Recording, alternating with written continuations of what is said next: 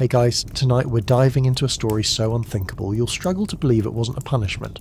It was a privilege. Tonight's story is about what it was really like to be an Aztec human sacrifice volunteer, to willingly walk barefoot into a temple, lie down and have your still beating heart offered to the gods as if you were donating to a very, very angry charity. If you're enjoying our sleepy history journeys, I'd love a quick like or a subscribe. And hey, drop your city and the time you're watching in the comments. Seriously though, if you're watching this in the middle of the night dressed as a sacrificial llama, blink twice. We'll send help. Now close your eyes, lay back. Because tonight you're not just listening to history, you're dying for it. It's tempting to think that being an Aztec human sacrifice was a one-day gig. Climb the stairs, meet your end, boom, eternal glory. But no, your transformation into divine kindling was not so simple. In fact, the real work began long before you ever reached the top of that pyramid. Because as it turns out, the gods don't just want your heart. They want it clean, purified, well-perfumed and possibly marinated. Your journey starts with fasting, not just skip dessert fasting. We're talking extended ritual abstinence from food, sex, salt and anything remotely fun. Depending on the ceremony, this could last days, weeks, or an entire 260-day Tanalpa calendar cycle. During this time, you live like a monk who's been hit by a particularly pious thunderbolt. You're fed only the bare minimum, maybe some maize gruel or amaranth paste, just enough to keep you upright and vaguely sacrificial looking. Then come the spiritual cleansings. You're bathed in cold water mixed with crushed chili peppers. Yes, chili. Because nothing says divine purity like setting your armpits on fire. You're also doused in fragrant herbs like copal and white sage, which help mask the burning scent of regret. A priest might blow smoke over your body to expel impurities, which sounds relaxing until you realise he's exhaling that smoke directly into your ears while chanting to Tezcatlipoca. Let's pause here to mention the spiritual hygiene industry of the Aztec Empire, because it was, frankly, booming. Entire classes of priests and shamans specialised in various purification techniques. Some rubbed you with obsidian stones, others waved bundles of feathers over your head, and a few opted for good old-fashioned spitting. Yes, spitting. Saliva was believed to carry the essence of the soul, so if a priest hawked one on you, it was considered a blessing. Just smile and nod. You're being anointed. With mouth juice. Once your soul's been sanitized, it's time to dress the part. This is where things get a little festive. Depending on the ceremony, you might be painted head to toe in white chalk or blue dye, the latter representing the sacred colour of sacrifice. Blue was the official shade of a good volunteer, a cosmic post-it note for the gods. Add to that an elaborate headdress, intricate jewellery made from jade or obsidian, and a breezy cotton loincloth that's about 2 mosquito wings away from being completely see-through. You're now equal parts holy and half naked. But you're not done yet, because now begins the dancing. This isn't a celebratory wiggle. This is ritualistic, hours-long, ankle-destroying, muscle-quaking dancing, often performed in a public square under the scorching Mexican sun. Every step, stomp and spin carries meaning. You're reenacting mythic battles, honouring specific deities, and proving your body is both a vessel of faith and a solid cardio machine. Miss a beat, and it's not just embarrassing, it's spiritually confusing. Did that one volunteer just trip during the rain god sequence? Is that a bad omen? Should we reschedule the apocalypse? And still, the rituals go on. Because the gods were not minimalists, they were maximalists with a taste for spectacle. That meant music, hundreds of flutes, drums and conch shells blaring at once. Picture a symphony conducted by a coyote on peyote. It was loud, it was hypnotic. It was designed to pull your mind into a trance-like state where fear couldn't follow. And yes, you were expected to be joyful. Sacrificial joy was a virtue. If you showed fear, the crowd might grow uneasy. The priests might question your spiritual readiness. Worst of all, the gods might frown, metaphorically, and nobody wants to get disapproved of by Huitzilopochtli, the hummingbird god of war. So you smile, you dance, you fast, you bathe in chilly water, and all the while, you're surrounded by tens of thousands of onlookers who honestly think you're living your best life. Now here's the kicker, you might not even be sacrificed. Some ceremonies, like the Tlacaxipexhualistli festival, involved elaborate mock battles where prisoners were dressed as gods, pampered for weeks, and only then marched into symbolic death. Others selected their final volunteers through ritual lotteries, drawing tokens marked with divine symbols, meaning, yes, you could go through the full pre-sacrifice package and still get bumped for someone with slightly better cheekbones or a shinier feather cape. But of course, this wasn't about you. It was never about you. You were a vessel, a symbol, a walking thank you card to the gods for not collapsing the universe today. The sacrifices weren't just spiritual maintenance, they were also statecraft, propaganda with a pulse, a way to demonstrate the Empire's power, religious devotion, and terrifying ability to choreograph mass murder. And behind all this lay an even stranger truth. The more elaborate the ritual, the more humane it was considered. A quick death atop the temple, surrounded by music and smoke, that was honourable, that was efficient, that was civilised. Compare that to some fringe practices like auto-sacrifice, where people willingly pierce their ears, tongues, and even genitals with obsidian or maguey thorns as daily devotional acts. In that context, volunteering for a nice clean disembowelment starts to sound downright practical. So you keep dancing, your skin is painted, your stomach is empty, your body aches in places you didn't know existed, and your ears are still ringing from the ceremonial flute solo. But the crowd is cheering, the priests are watching, and the sun still shines. And because you're not just preparing for death, you're getting ready to become part of the sky. And just as your ritual fast ends, and the chilli bath blisters begin to fade, you look up toward the temple steps, and realise they're coming for you. The obsidian's been polished, the feathers fluffed, the gods are hungry, which means whether you're ready or not, you're next. By the time the drumming reaches a deafening pace and the air thickens with burning copal, you've stopped thinking in full sentences.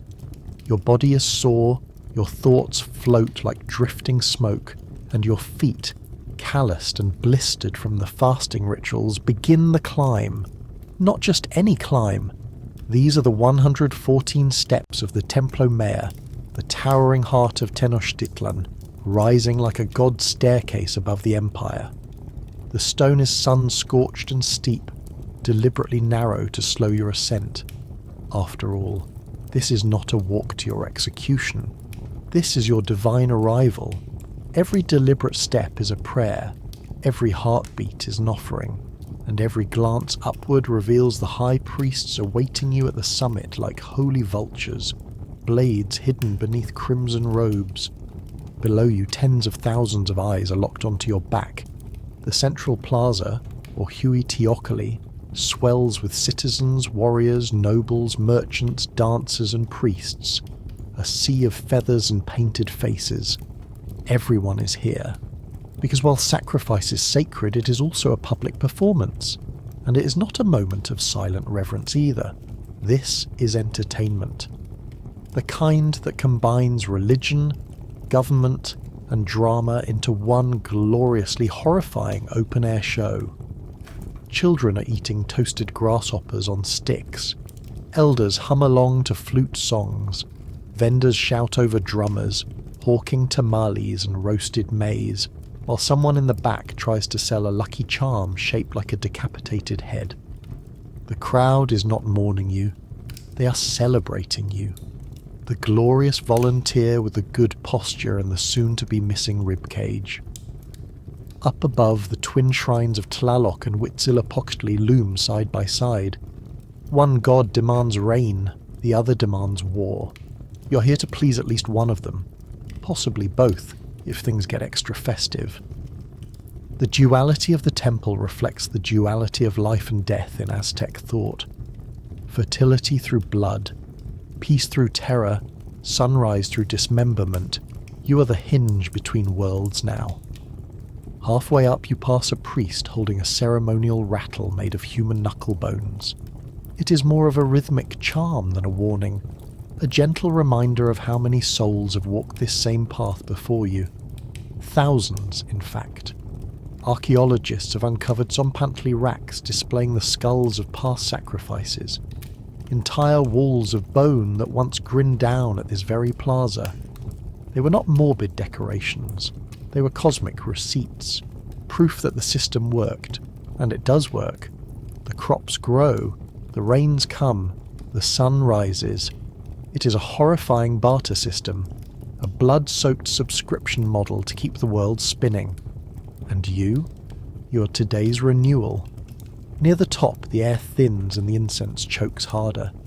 The ritual musicians are now visible, beating enormous Huehuetl drums with skins stretched tight over jaguar pelts, blowing into shell trumpets so loud they rattle your teeth. One particularly enthusiastic drummer seems to be working out his personal issues on that drumhead. You admire the commitment. Finally, your feet touch the final stone platform. You're standing atop the world. Lake Texcoco glitters in the distance. Mountains ring the horizon. The sun, the unrelenting cosmic furnace you're about to feed, hangs directly overhead like a gleaming eye. The high priest raises his arms. The crowd erupts in a cheer that hits your spine like thunder. This is it. The apex. The celestial performance has reached its climax.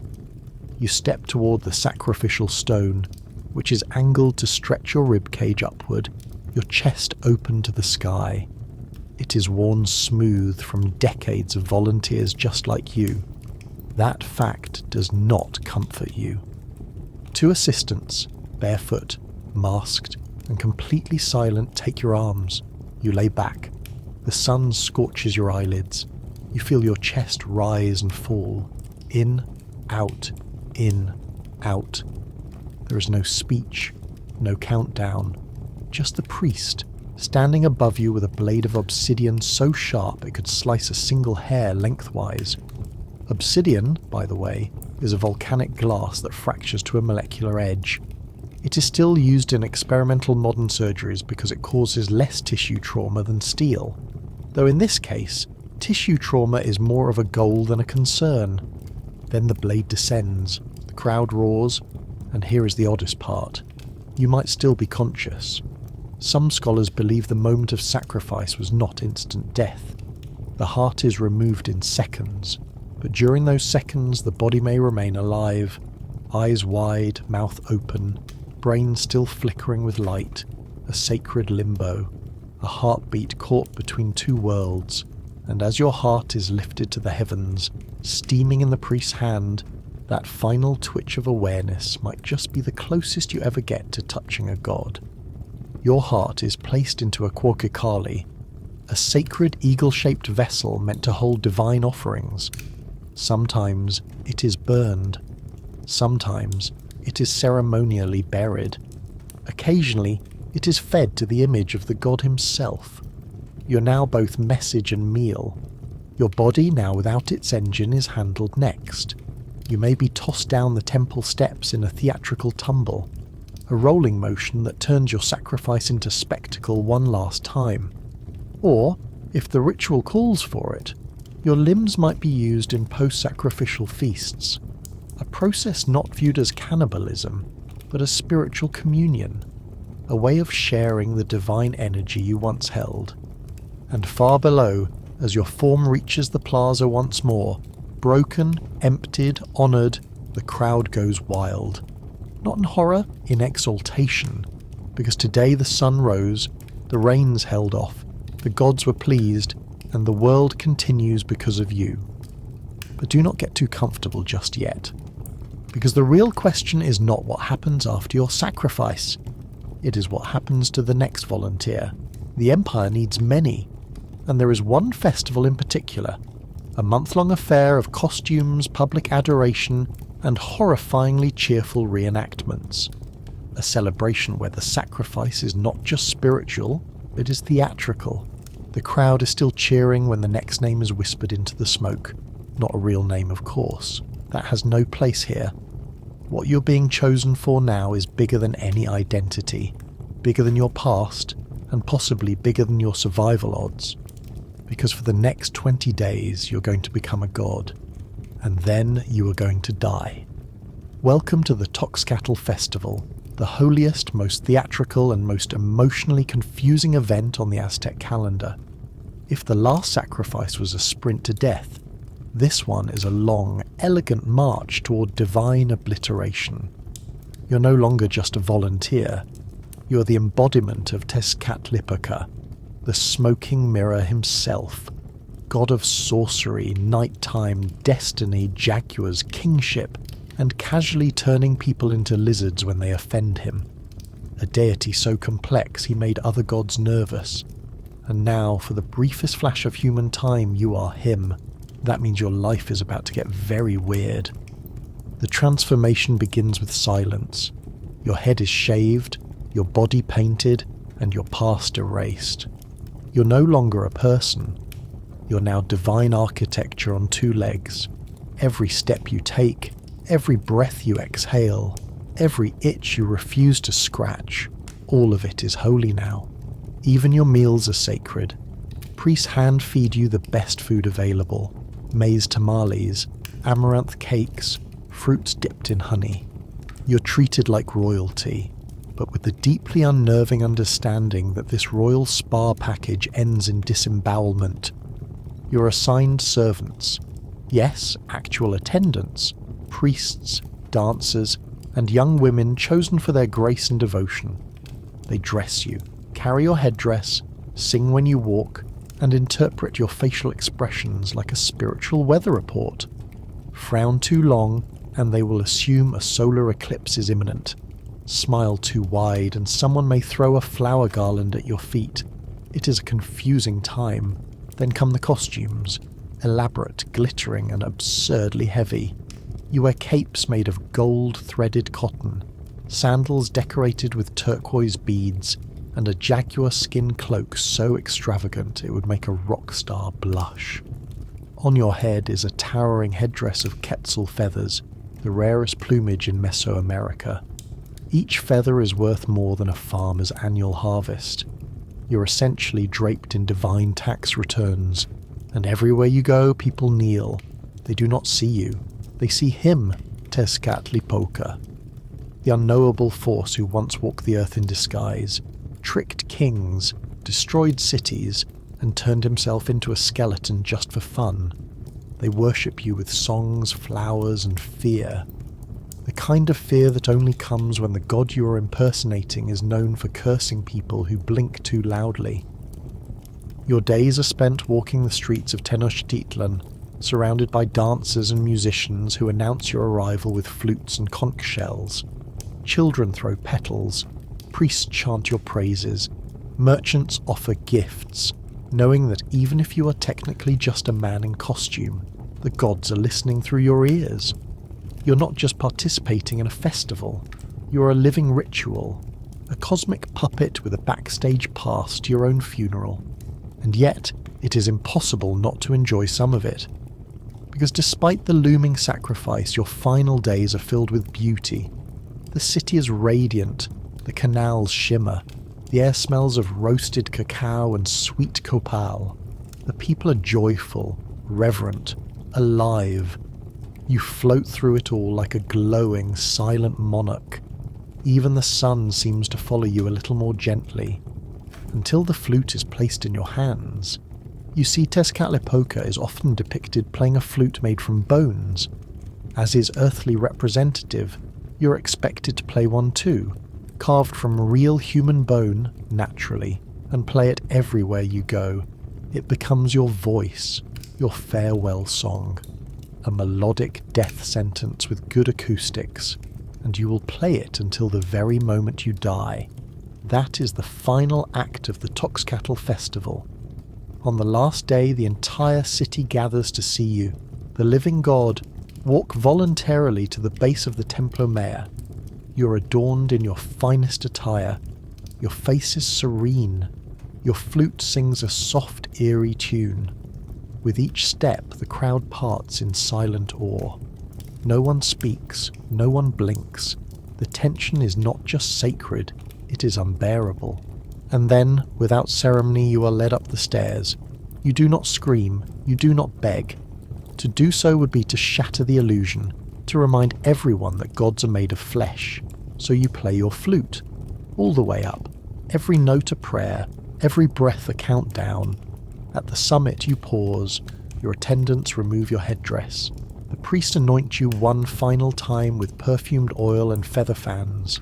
You're no longer Tezcatlipoca, you're the offering. The flute slips from your fingers, the blade flashes, and the god returns to the sky. What happens to your body afterward depends on the version of the festival being performed that year.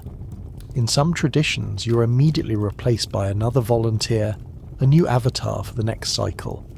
In others, your body is carried back through the streets, dressed again in the god's attire, as a chilling parade float of mortality. In one account, your flesh may be eaten ceremonially by the noble class, not as an act of savagery, but as a way of absorbing divine power. It is communion, in the most literal sense imaginable. But your heart is still hot in the priest's hand, and down below the crowd begins to cheer again, because this was not just sacrifice. This was theatre, political theatre, religious theatre, mythological performance art with very real consequences. The Toxcatl festival was not designed to be subtle. It was designed to show that the Empire could take a man, turn him into a god, and offer him to the heavens without a hint of hesitation. It was power in the purest form, and you were the headline act. Now, your blood stains the temple steps. Your name will not be remembered. Your identity is erased. But your role, your performance, that echoes through the plaza like the last note of your flute. And the next festival? Already being planned, because while Toxcatl was the most elaborate display of divine impersonation, it was far from the only way to be sacrificed in the Aztec Empire. Some volunteers were not fed tamales or praised in song. Some were taken for their strength, and then given weapons. Because the gods did not always want your body. Sometimes, they wanted your fight. The blood from the last festival hasn't dried on the temple stairs before the drums shift again. The rhythm changes, the air thickens, and the next phase of divine performance begins. Because sometimes the gods don't want you to walk up the stairs. Sometimes they want you to earn your death. Enter the gladiatorial sacrifice. Unlike the Toxcatl volunteer who is paraded like a living god, you're dragged into the plaza not in feathers and gold, but stripped to the waist, daubed in ash and chalk, and tied by the ankle to a sacrificial stone platform called the Temelacatl. It is circular, about waist high, and solid enough to survive what's about to happen on top of it. Your opponent? Not symbolic. It is a real warrior, sometimes two, sometimes more, and they are not dressed like you, they are not bound, they are armed, fully. You, on the other hand, are handed a weapon, but before you get excited you should know it's the ritual equivalent of a pool noodle. It is a macuahuitl, yes, the traditional Aztec weapon, but the obsidian blades have been replaced with feathers. Feathers, bright, pretty, ceremonial feathers. Your opponent's macuahuitl is still very much sharp and volcanic glass, capable of slicing through bone. So the game is rigged, but it's rigged beautifully. Because this is not just about dying, it is about dying dramatically. The event begins with fanfare. Priests chant, musicians play. The audience, always a packed crowd of eager nobles, commoners, and spiritual rubberneckers, gathers in a half circle around the platform. Vendors sell roasted squash seeds. Someone sets off firecrackers made from hollow reeds. A child screams with glee. Your knees are already shaking. A feathered dancer performs a war ritual beside you, leaping and spinning, throwing flower petals at your feet while you stand there, tied to a stone, pretending that this is all completely normal. And then the match begins. The warrior steps forward. His armour glints with polished shell. He's fast, trained, and very much not here to let you win. But he is also not here to kill you immediately. That would be boring. His job is to give the gods a good show, a long, exhausting, back-and-forth display of human resistance before the inevitable happens. So you dodge, you swing your feathered stick, you duck a blade that misses your ribs by an inch. The crowd cheers. Some are rooting for you. Some are just placing bets on how many minutes you'll last. You manage to parry a blow using sheer luck. You get knocked down. You get up again. You land a hit that would have been impressive if your weapon wasn't made of tropical bird fur. This goes on for several rounds. You're bleeding from somewhere. You can't remember where. Your chest heaves. Your vision blurs. Your opponent lands a blow to your shoulder that sends your legs out from under you. And when you fall, the crowd erupts.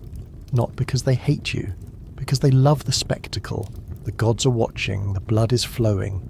This is the universe being fed, and you are the main course. Eventually the final strike comes. It is usually not to the heart. That's the priest's job.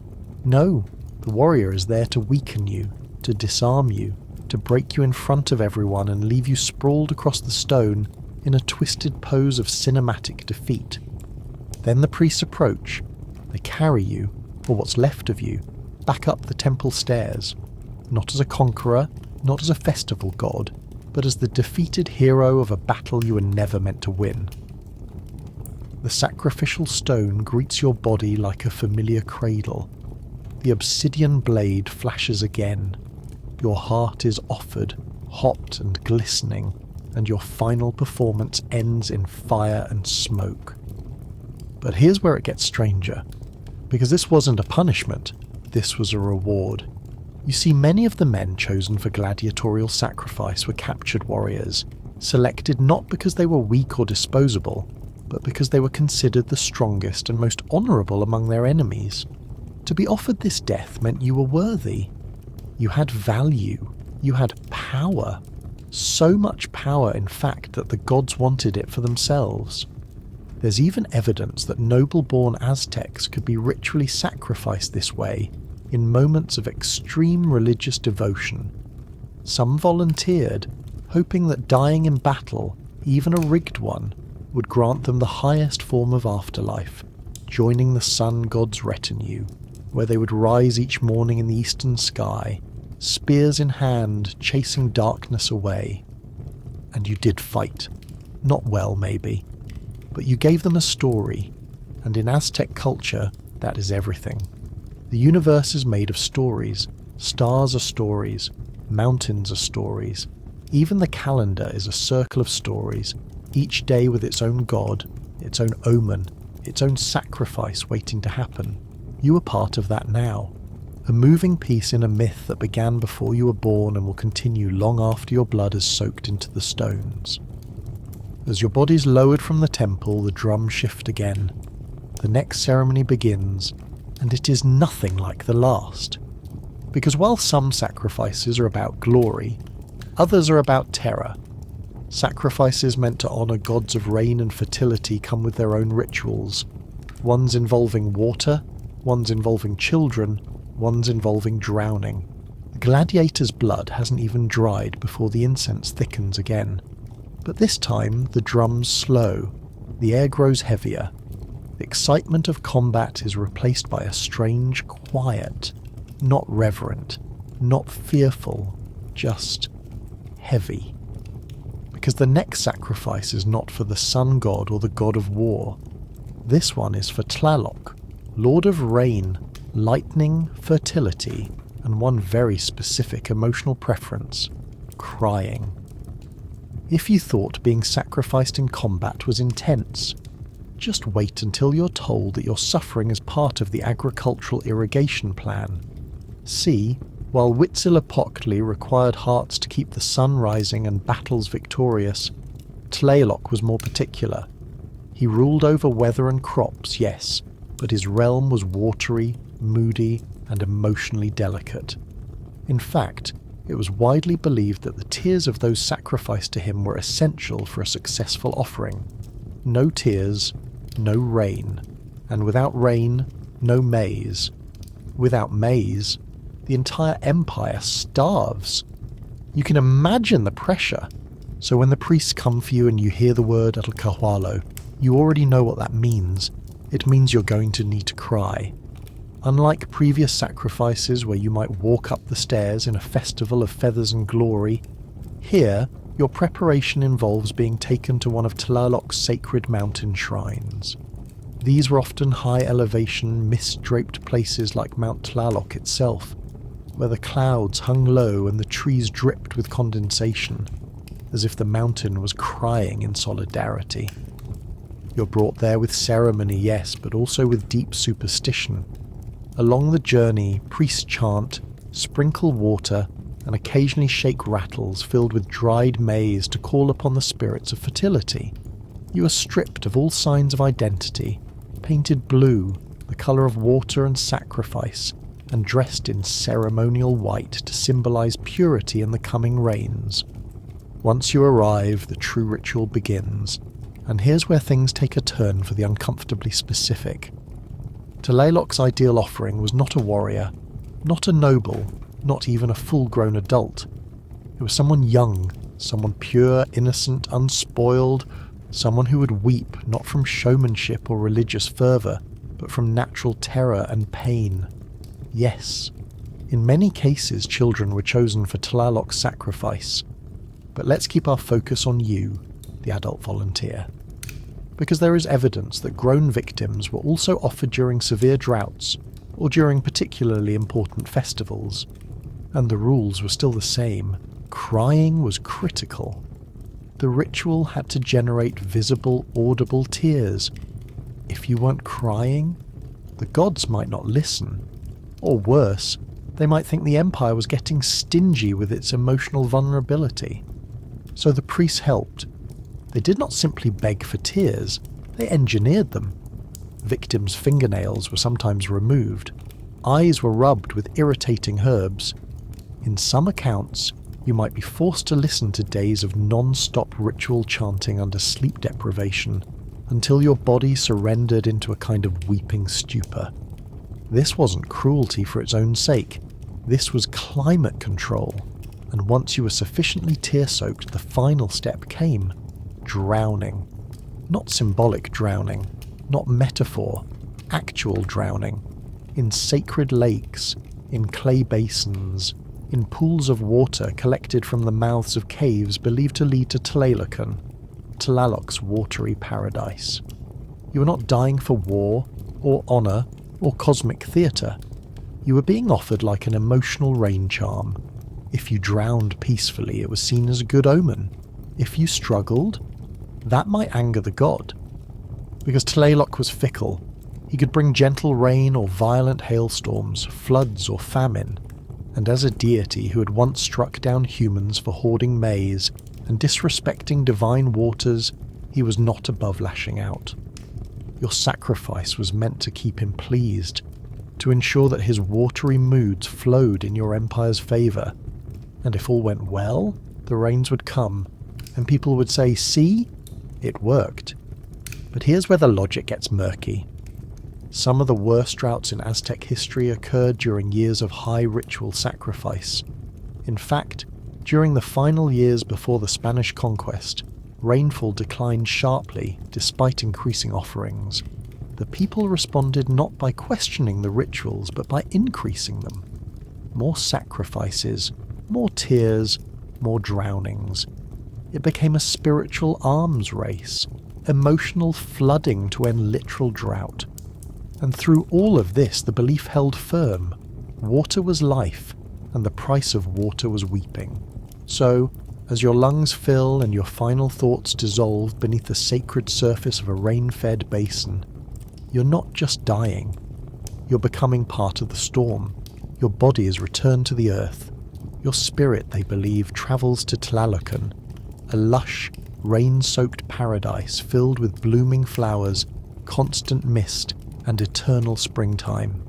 It is the afterlife for the drowned, the wept, the sacrificed. It is a reward, a watery heaven.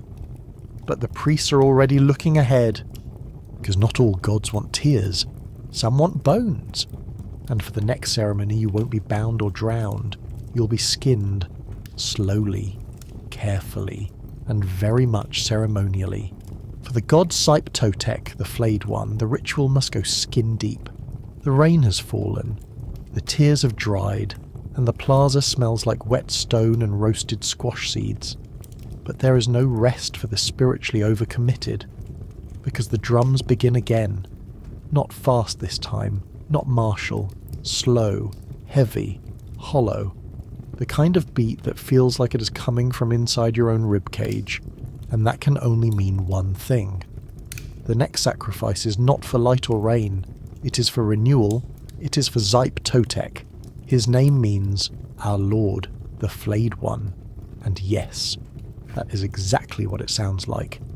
Siptotec is the god of spring, rebirth, agriculture, disease, and uncomfortable wardrobe decisions. His divine image is a man wearing the full skin of another human being, like a grotesque cardigan made of devotion. You have not been chosen to wear the skin. You have been chosen to be the skin. Congratulations. The ritual begins in early spring, during the Tlekaxepualistli festival, a multi-day celebration of growth, renewal, and human leather. In the Aztec worldview, life was a constant cycle of death and rebirth. The seed must die to grow. The body must suffer to thrive. Peeling away the skin of a sacrifice was not cruelty. It was symbolic agriculture. You were the husk being removed so life could bloom underneath. That does not make this easier to explain to your nervous system. Your role starts the way most Aztec sacrifices begin, with purification. You are cleansed, painted, and possibly paraded.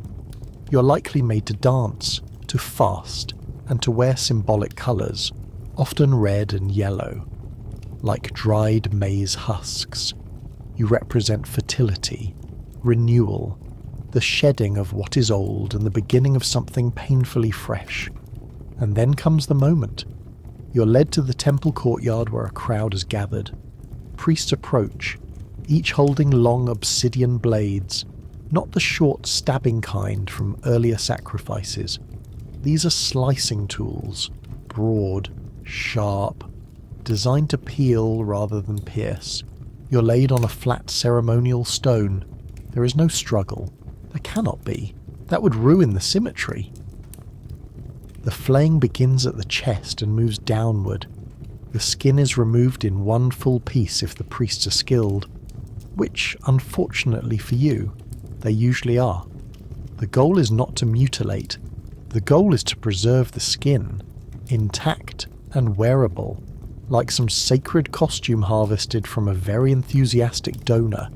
And once it is done, your body is taken away, but your skin, it stays.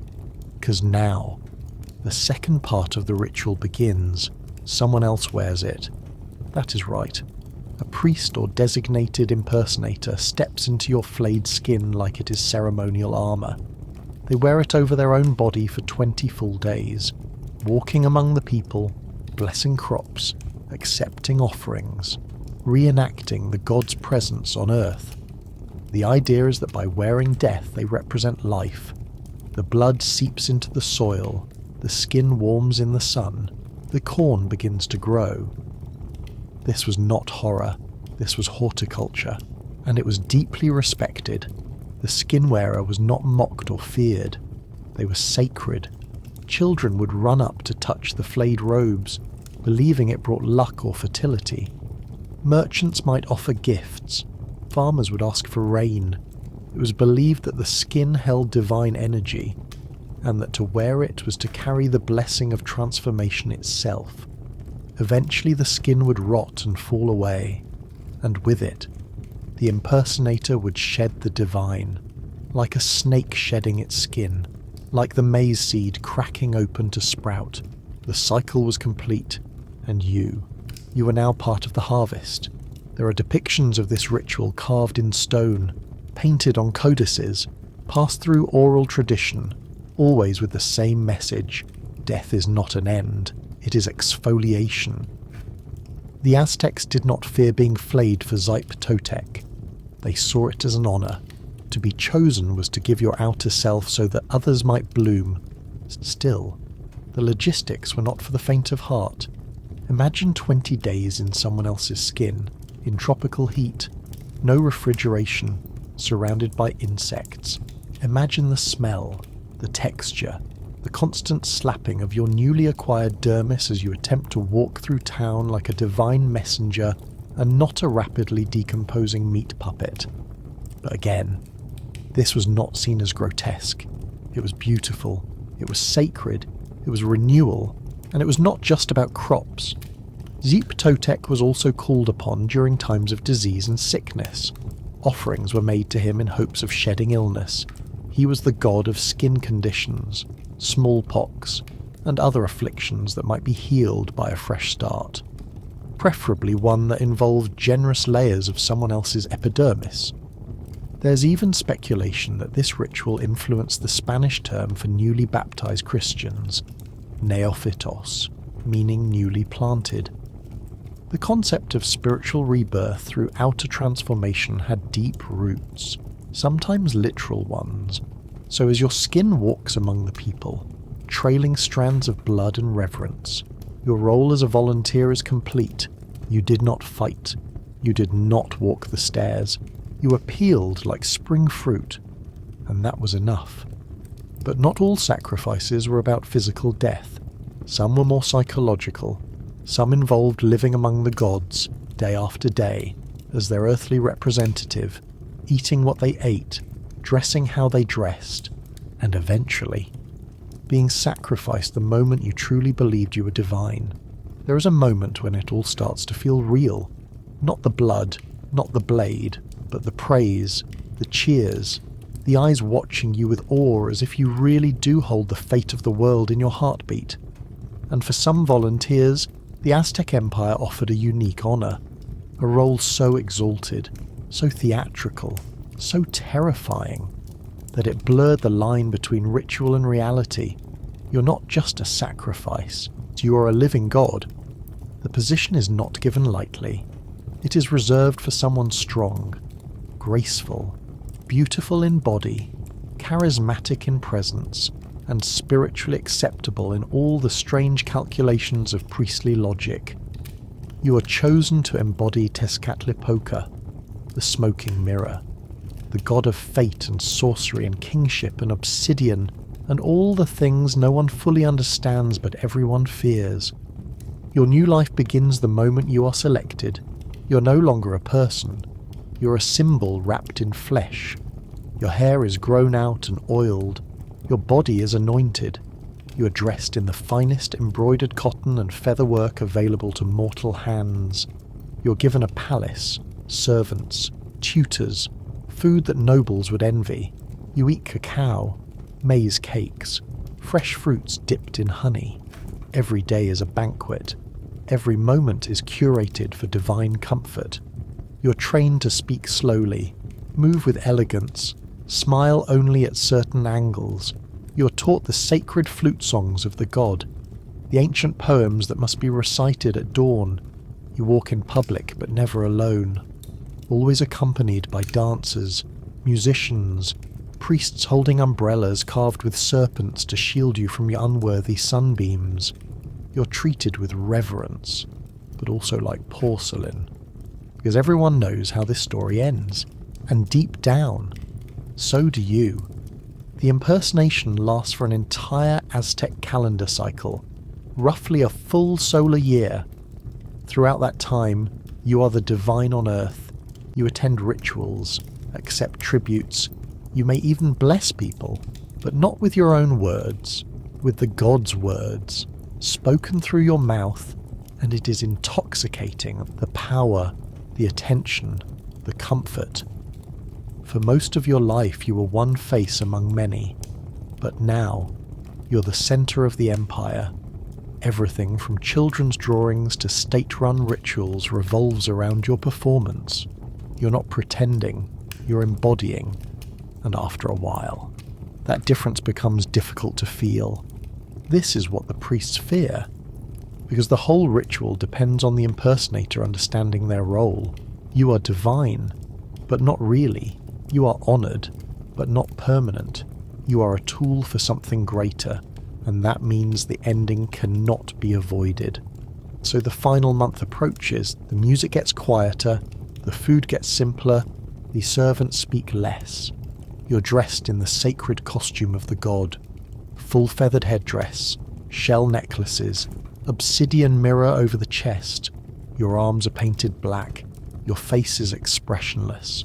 You're not allowed to show fear, or doubt, or longing, only grace. And then, you begin the farewell walk. It starts at dawn. You walk through the streets of Tenochtitlan, slowly, playing a bone flute with a hollow, eerie tune. Each note is a goodbye. People bow, some cry, some throw flowers, some avoid eye contact. Everyone knows what this means. The god is returning to the heavens, but first, he must be sacrificed. You ascend the temple stairs, you lay on the stone, the blade appears, obsidian gleaming in the light, and here is the darkest part. You smile, because the ritual demands it. The impersonator of Tezcatlipoca must die without fear, without resistance, because the god would not scream, and for the past year, neither have you. Your heart is removed, still beating, still hot. It is held up to the sky, and the gods are pleased. But what does this mean for the people below? It means the system works. The idea that a man can become a god, that divinity can walk among mortals, and then return to the heavens through a perfect sacrifice. It reinforces every myth, every law, every power structure. This is not just theology, it is politics. It is social order wrapped in feathers and blood, and you were the most convincing actor they ever had. But this tradition was not limited to Tezcatlipoca. Other gods had impersonators too, and some of them required not just performance, but elaborate self-sacrifice. Volunteers who willingly bled themselves in public, day after day, offering up pain and purity like a daily devotion, and for them, the knife was not the finale. It was just the beginning. After a year spent living as a god and dying like one, it would be understandable if you assumed the show was over. The flute has gone quiet. The feathers have been returned to their storage chests. The temple stairs have been scrubbed clean once again. But as the incense smoke fades, the ritual does not stop. Because sacrifice in the Aztec world was not limited to the dramatic. It was not always ceremonial or glorious or public. In fact, some of the most important offerings were quiet, personal, and very, very bloody. Welcome to the world of auto-sacrifice. The term might sound self-explanatory, and it is. Auto-sacrifice means exactly what it sounds like. The ritual of sacrificing yourself to yourself. Or more accurately, for the gods, voluntarily, repeatedly. And sometimes while everyone else is still finishing breakfast. This was not a rare custom. It was a cornerstone of daily Aztec life. From priests to nobles to farmers and artisans, the act of giving a small portion of your own blood was considered as necessary as prayer or bathing. Why? Because the universe was greedy. According to Aztec cosmology, the gods had created the world through their own acts of self-sacrifice. Quetzalcoatl, the feathered serpent deity, had descended into the underworld to retrieve bones from past worlds and spilled his own blood over them to give humanity life. The message was clear. The gods bled for you. Now you bleed for them, and bleed you did. The methods varied depending on your status, your devotion, and your anatomical bravery. The most common involved piercing the earlobes, the tongue, or, if you were feeling especially committed, the genitals. Yes, you heard that correctly. It was believed that offering blood from the most sacred parts of the body, particularly those associated with life and creation, carried the most spiritual weight, and if you were thinking of skipping, The priesthood would remind you that the sun might not rise tomorrow if you slacked off. The tools were beautifully terrifying. Ritual thorns made from maguey cactus, stingray spines, sharp bone shards, obsidian flakes. Some were kept in ornate boxes like sacred treasures. Others were carried on your person like a rosary made of tiny knives. Devotees would sit cross-legged at dawn, quietly drawing blood from their own bodies and letting it drip onto strips of bark paper, which were then burned to carry the offering skyward in a cloud of holy smoke. This was not about pain for its own sake, it was about balance, a small sacrifice to keep the great cosmic machine from breaking down. Without blood, the calendar would stop, the rains would falter, the maize would wither in the fields. Life required death in microdoses, and so the city bled, in temples, in alleyways, on rooftops at sunrise, on mountain paths, in the privacy of your own home. If you were a priest, the routine was intense. Some accounts describe high priests piercing themselves multiple times a day, their robes soaked in drying blood by nightfall. And if you were especially devout, you might store the bark strips in small altars for several days before burning them, letting the blood offerings build like spiritual compost. There was even a bit of social competition. Nobles would publicly display their dedication by increasing the size or frequency of their wounds. If your neighbour was bleeding from one ear, you might feel pressured to throw in a tongue slice for good measure. It was holiness by peer pressure, a sort of divine fitness tracking, and the gods were said to take note. This form of sacrifice was especially favoured by gods associated with time, movement and celestial mechanics. Tonatiuh, the sun god, was known to demand blood to complete his journey across the sky. Without enough offerings, he might stall, fall, or worse, plunge the world into eternal darkness. It was high-stakes solar scheduling. Children were introduced to the ritual early. Parents would gently pierce their children's skin during certain festivals to offer their first drops of blood to the gods. It was seen not as cruel, but as a rite of passage, a spiritual vaccine. You were learning how to keep the world alive, one prick at a time. Auto-sacrifice was also deeply tied to penance. If you had sinned, by which we mean broken a taboo, missed a festival, or perhaps stared too long at the wrong constellation, you were expected to bleed. It was a reset button for your spiritual credit score. The act was often accompanied by fasting, silence, and sleepless nights. You were not punished by others, you punished yourself. And somehow, that was even more effective. Now, if you're imagining everyone hobbling around with bandaged arms and gauze-stuffed ears, you would not be far off. There is evidence that entire segments of the population walked around with ritual wounds on a regular basis. It was as much a part of daily life as carrying water or sweeping your home. The gods were not just in the temples, they were in your blood, and they were hungry. But like all things in Aztec society, there was an art to it. The bleeding was controlled, measured, even aesthetic. The goal was not to faint or die, but to give just enough. Too little, and it was meaningless. Too much, and it was wasteful. Balance was everything. The same way the Empire balanced its festivals, its gods, and its wars, the body had to be balanced through sacrifice. And for some, it went beyond blood. Some devotees would offer nail clippings. Others offered hair, even tears. Anything that came from the body could be ritualized, but blood was always preferred. It was considered the most potent, the most direct. The gods had created humans from bone and blood. Giving some of it back was the least you could do, and you did it with pride. Because in a world held together by divine transaction, your daily pain was a form of rent, a way to say thank you to the universe for not collapsing in on itself overnight. You were not just a person, you were a participant in the great machinery of the cosmos. But not all rituals were so quiet. Some were loud, public, explosive, and a few involved turning the sacrifice into a full-on dance performance.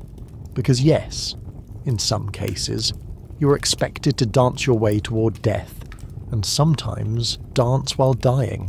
You have offered your blood. You have walked the steps.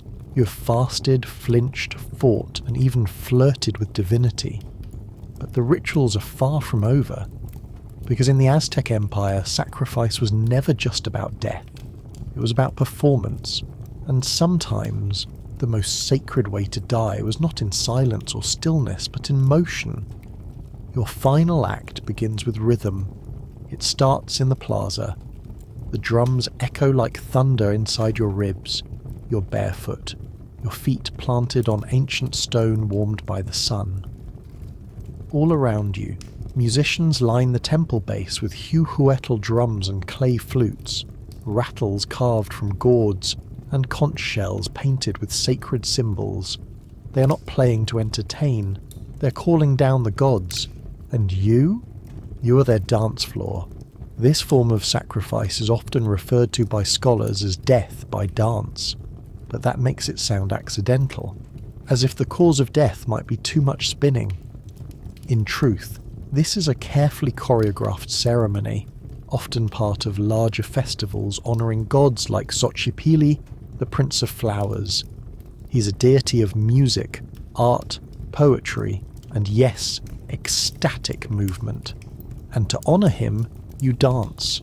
Not just briefly, not symbolically, but completely. You're dressed in colourful fabrics. Feathers trail from your arms and ankles. Bells are strapped to your wrists. Your face is painted in brilliant reds and yellows, and around your neck hangs a garland of fresh marigolds. You're not simply performing, you're transforming. The dance begins slowly, a shuffle of the feet, a lift of the knees, a dip of the shoulders. The rhythm is steady and repetitive, designed to create a trance. The movement is circular, echoing the cyclical nature of life and death.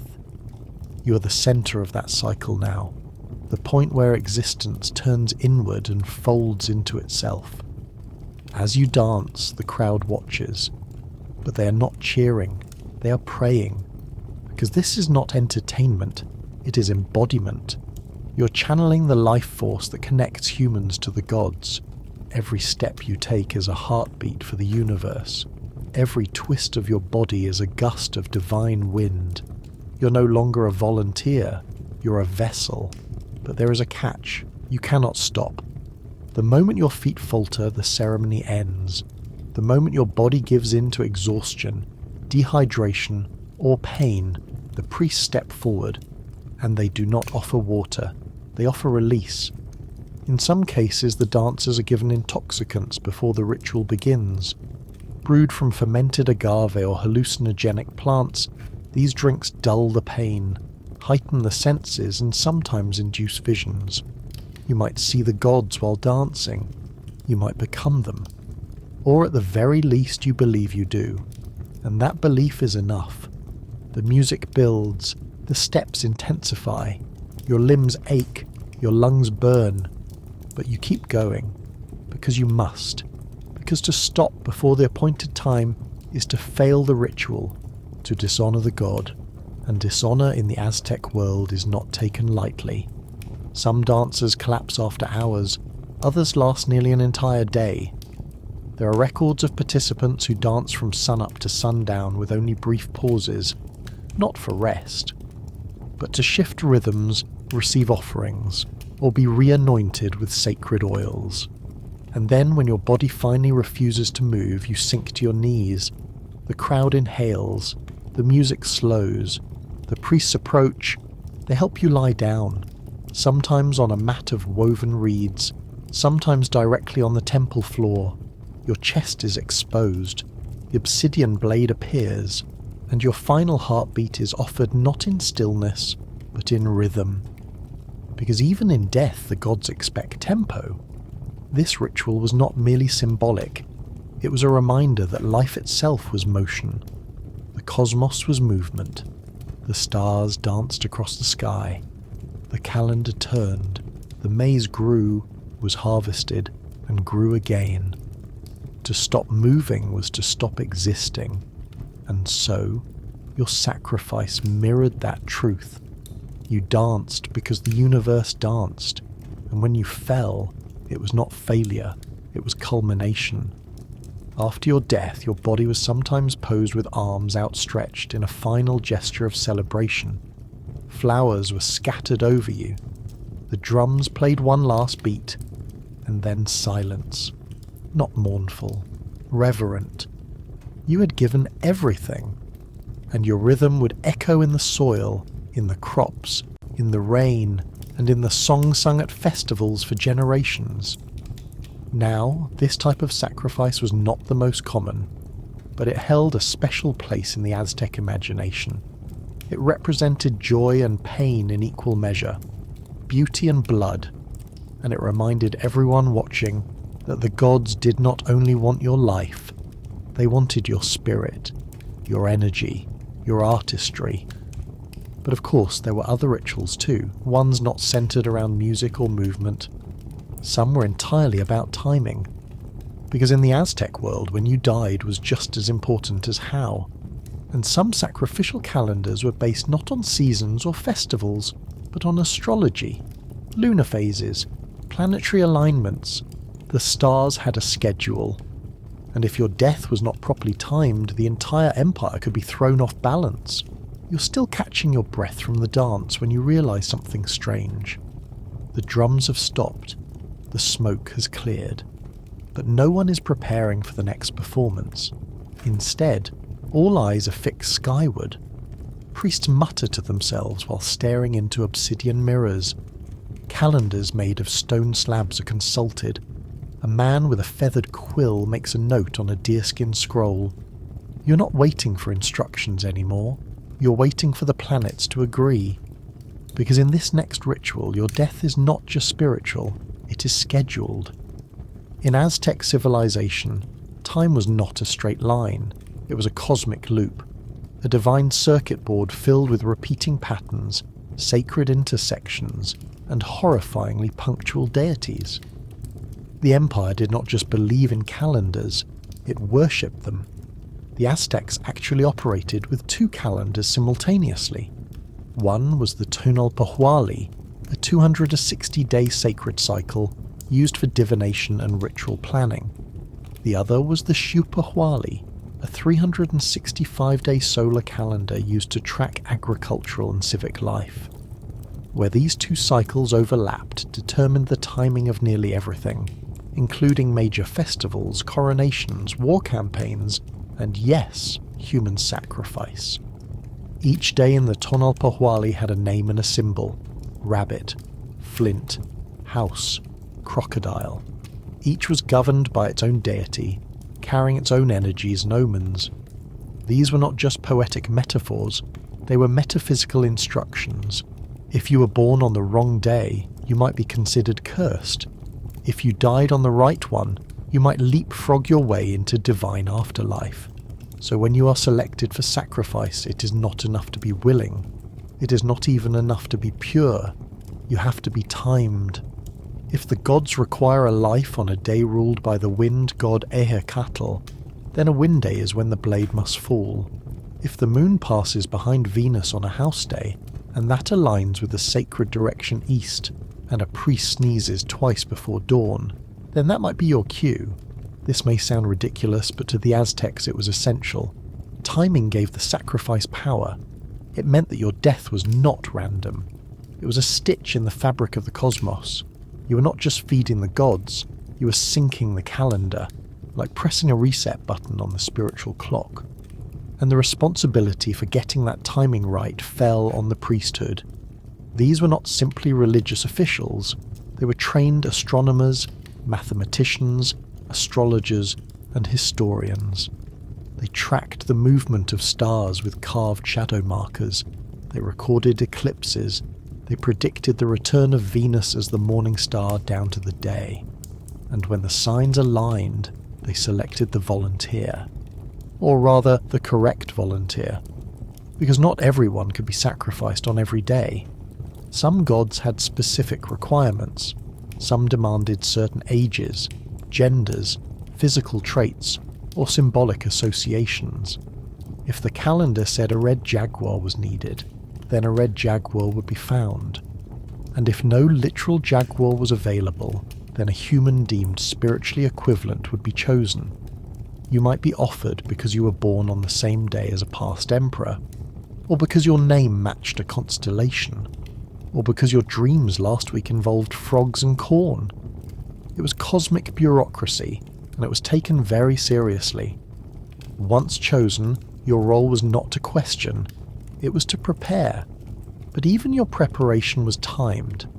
You might be told to fast for 13 days, or purify in sacred water during a lunar quarter, or be kept in ceremonial seclusion until Mars moved out of a certain quadrant. You became a living timepiece, ticking down to the moment your blood would be offered. And when that moment came, it was handled with an extra layer of ritual precision. The priests might burn a specific type of incense, only harvested during the month of Tlaxoquimco. The sacrifice might occur at a precise hour between sunrise and solar noon. If clouds blocked the sky, the ritual might be delayed. If an animal screeched at the wrong time, it might be cancelled altogether.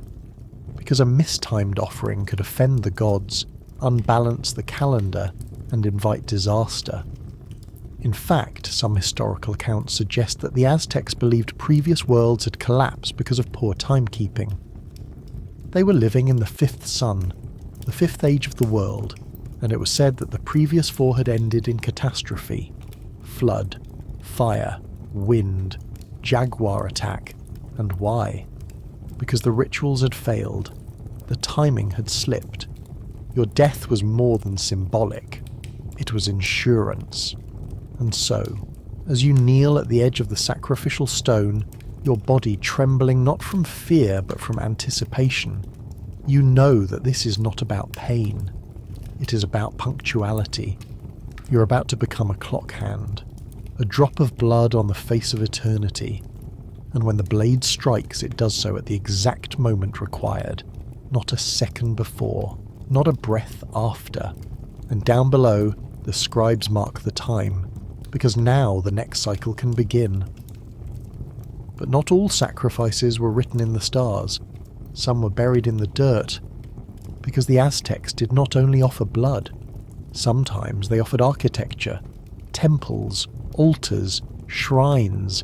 Even entire city blocks were built over the bodies of sacrificial victims, not to honour them, but to anchor the structures in divine power. And if you were unlucky enough to be chosen for this kind of ritual, you would not be walking up the temple stairs. You would be buried inside them. You're still lying on the sacrificial stone when the next group is called. But they are not going to the top of the temple, they are being led below it, down into the foundations, into the shadowy crawl spaces and subterranean vaults beneath the structure's sacred belly. You have seen many deaths. You have watched warriors fight, dancers collapse, and gods bleed through human skin. But what happens next feels even more surreal.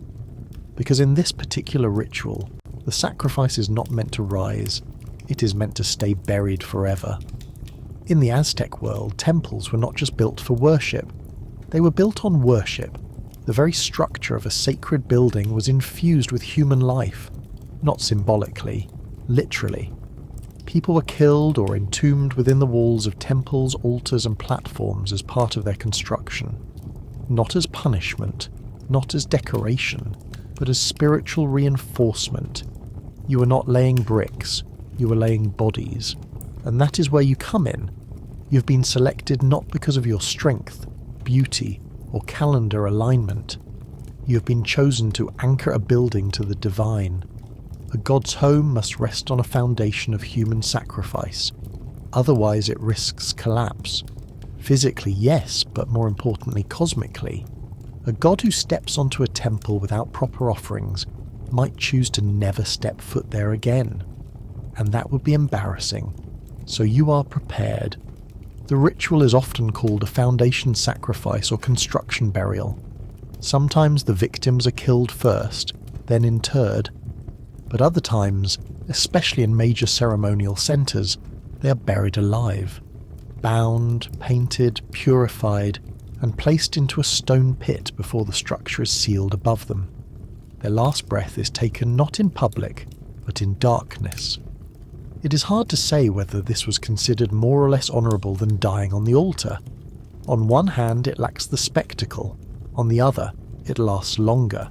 You become a permanent part of the temple. Your presence is felt every time a priest climbs the steps, every time incense is lit, every time a festival erupts above your head.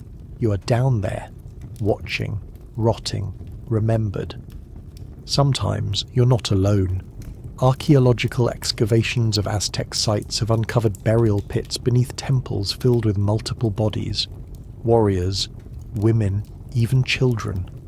Often placed in specific patterns or poses, lying in rows, sitting cross-legged, arms folded as if still praying, some with grave goods, others with nothing but dirt in their mouths. These burials were not secret, they were part of the architectural plan.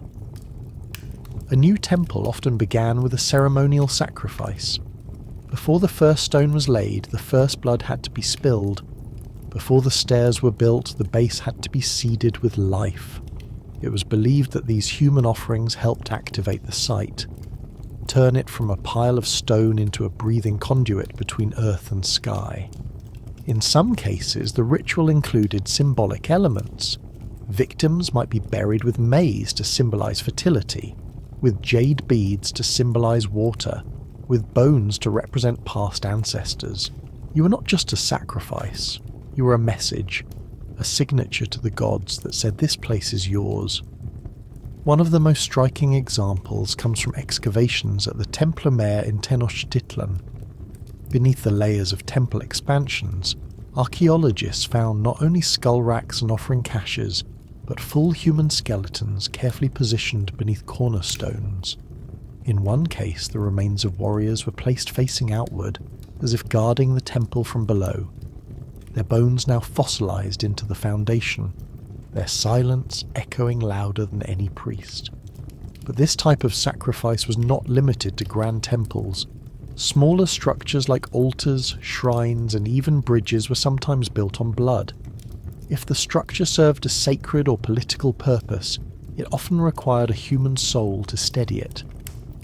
In a world so deeply obsessed with spiritual equilibrium, no building could stand unless it stood on someone. And this sacrifice came with a unique kind of immortality. Most offerings vanish, their blood washes away, their names are forgotten. But you're literally cemented into history. Every footstep above you is a continuation of your offering. You are the unseen support beam of the divine, not a martyr, a column. Still, it is difficult to ignore the physical reality. Being buried alive is not pleasant, it is not quick. And while the ritual was likely accompanied by narcotics or hypnotic chanting, nothing fully prepares the body for suffocation under tons of stone. But again, this was not about comfort. It was about endurance. Your death had to last. The structure needed permanence. Your suffering was a guarantee, a warranty. Proof to the gods that this temple was not just for show. It cost something, and it would hold. And long after the priests are gone, the festivals forgotten, and the gods themselves grow quiet, your bones will still be there, pressed into the earth, a spine beneath the empire's skeleton. But not all sacrifices happened in temples, some happened in caves. Because to the Aztecs, caves were not just holes in the ground, they were mouths, portals, sacred places where the earth swallowed offerings and delivered them to the underworld. And the next ritual takes you straight into that darkness. The temple plaza is fading behind you now. The chants are quieter, the incense thinner. You're not being led upward anymore. You're going down into a tunnel carved by time and trembling hands. The walls are damp. The air is thick with stone dust and old gods. And your torch is not for ceremony. It is for seeing where the cave begins to close in. You have entered one of the sacred caves of the Aztec Empire, and you're not expected to come back out. In Aztec cosmology, caves were far more than geological features. They were considered living portals. mouths of the earth, entrances to the underworld, sacred places where creation began and, occasionally, where it ended. Mountains had power, yes, but caves were the lungs, the throat, the womb and the tomb all at once. That made them perfect for sacrifice, especially the kind that demanded intimacy. While grand sacrifices on temple stairs were public theatre, cave rituals were more private, more hidden. The kind of offerings meant to be swallowed by the earth. You were not ascending toward the heavens, you were being offered inward, into the belly of the world, and the gods who dwelled here were not the ones who smiled easily. These were chthonic deities, gods of death, fertility, and transformation. Tezcatlipoca in his darker aspects, Tlazolteotl, goddess of filth, purification, and confession. Mictlantecutli, the skeletal lord of the underworld. These were not deities you invited to a festival. These were the gods you placated when things went wrong. Failed harvests, stillbirths, sudden disease. They did not want song or spectacle. They wanted secrecy and depth. Cave offerings were often organised by specialised priests, men who understood the language of stone and shadow. They carried bundles of sacred objects, obsidian blades, copal incense, chalk, bloodletting thorns, and sometimes a living human offering, one like you. The location mattered. Not every cave was sacred. Some were chosen for their alignment with certain stars, others for their shape, their echoes, their airflow.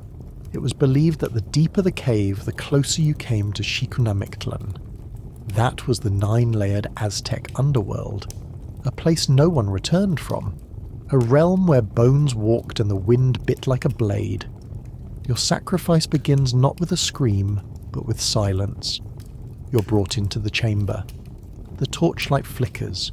There may be a small altar, a stone bowl, a painted symbol on the wall.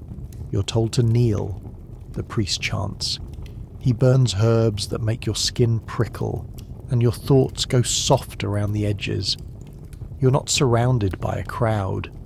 You're surrounded by stone. In some cases, the offering is blood. The ritual cutting of ears or tongue, the smearing of the walls with crimson lines. In other cases, it is a full-body sacrifice. You lie on your back in a hollow dug into the cave floor. You breathe the heavy breath of the mountain, and then the obsidian cuts. But sometimes, the sacrifice is slow. There are records still debated of victims sealed into caves alive, left with water, food, and a torch, offered to the gods not with violence but with isolation. You were not stabbed, you were entombed, left to speak to the gods in darkness until your voice gave out. Cave burials like this were rare, but they happened. Archaeological evidence from sites like Teotihuacan, earlier but influential to Aztec traditions, suggests that elite rituals took place in cave networks beneath pyramids. Offerings of jade, bone, and sometimes humans were placed deep within, not to be seen, but to be known. And that was the point. In the Aztec worldview, the universe had layers, the heavens above, the world of men in the middle, and the underworld below. To maintain harmony, you had to feed all three. Sky gods got high temples, earth gods got plaza altars. But the underworld gods, they got caves. And if you were the offering, it meant you were being sent on a very long journey. That journey came with risk.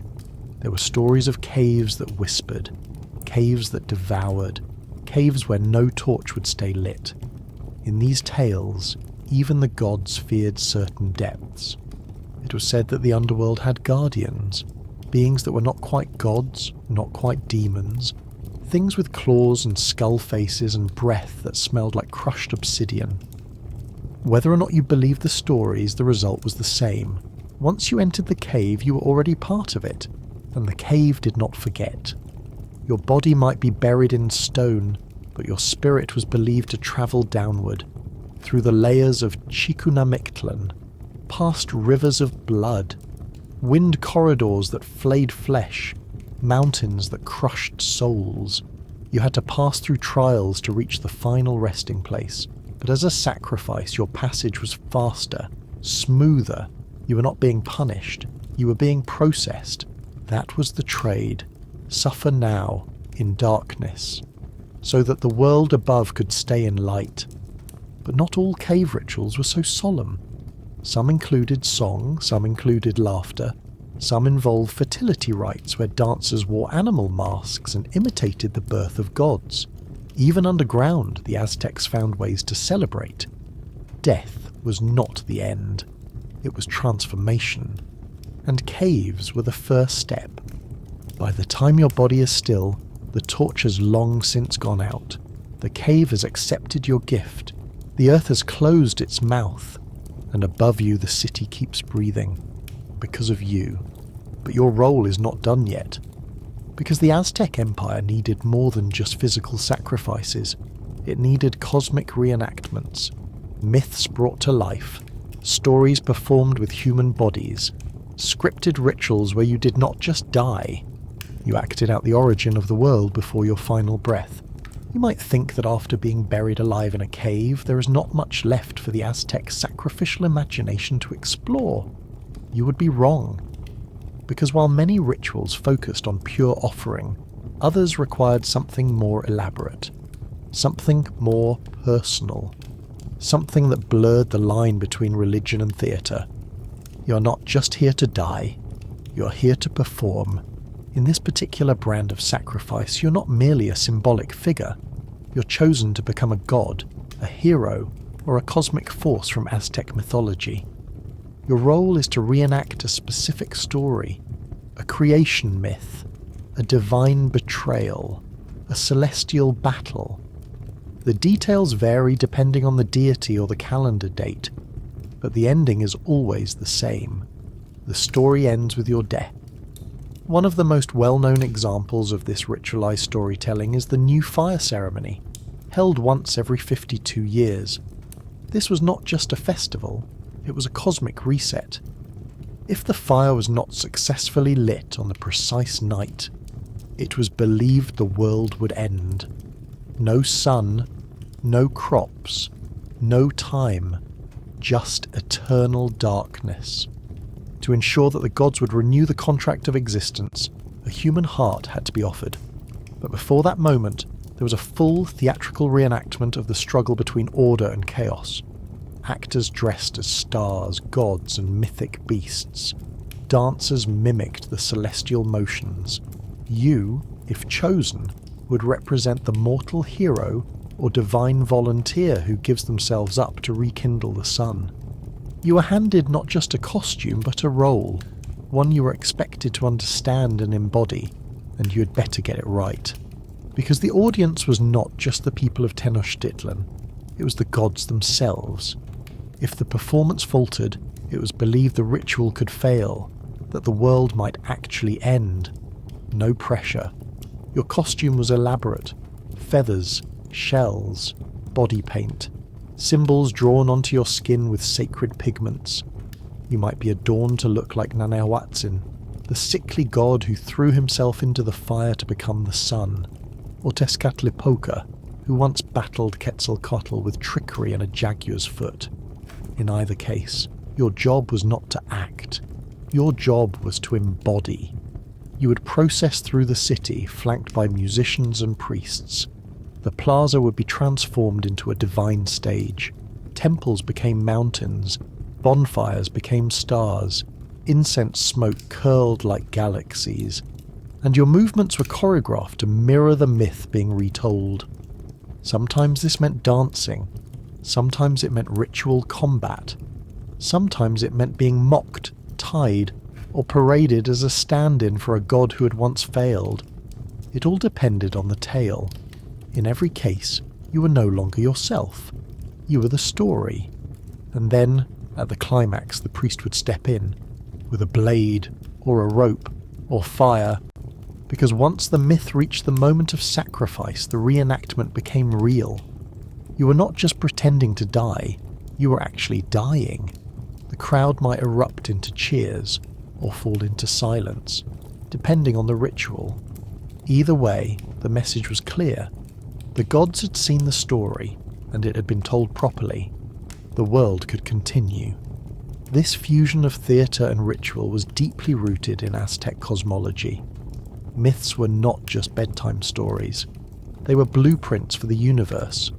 By reenacting them, the Empire kept reality intact, and to reenact them properly, someone had to take the role of the sacrifice, not just in body, but in narrative.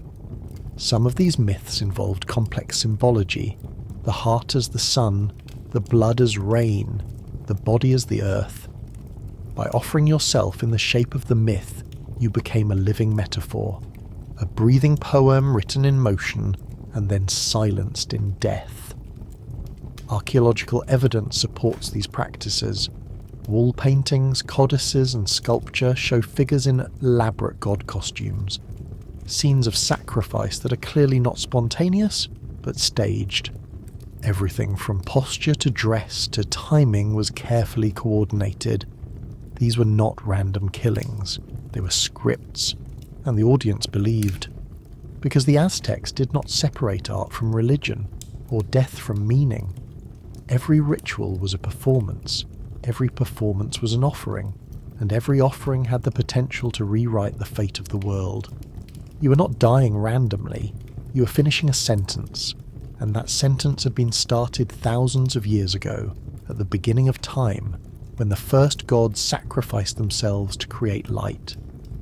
Now it was your turn to finish their story, but some rituals did not even require a story. Some required only mass, because when the Empire faced crisis, when famine or war loomed, when the signs turned bad and the omens worse, the priests would not seek a volunteer. They would seek hundreds, and the pyramids would run slick with blood for days. You thought dying as a god impersonator was intense, but at least in that moment you had the spotlight. You were adorned, rehearsed, remembered. Now, the scene shifts. The music is louder, the priests are busier, and your role in the grand cosmic production has changed. You're no longer the star of the show. You're one of hundreds. Because sometimes the gods were not content with a single heart. Sometimes they wanted an entire pyramid's worth. These moments did not come quietly. They came during times of urgency, droughts, epidemics, solar eclipses, military defeats, or, most famously, at the inauguration of new temples. Nothing says, "We opened on time," quite like the simultaneous execution of a few thousand volunteers and prisoners in front of every major dignitary in the empire. Mass sacrifice in the Aztec world was not a rare occurrence. It was a planned event, announced weeks or months in advance, with logistical support that rivaled a coronation or royal wedding. And if you were selected to be part of one, it was usually not because you had special traits or divine dreams. It was because you were there, and the gods were hungry. The most famous example comes from the dedication of the Templomer in Tenochtitlan in 1487.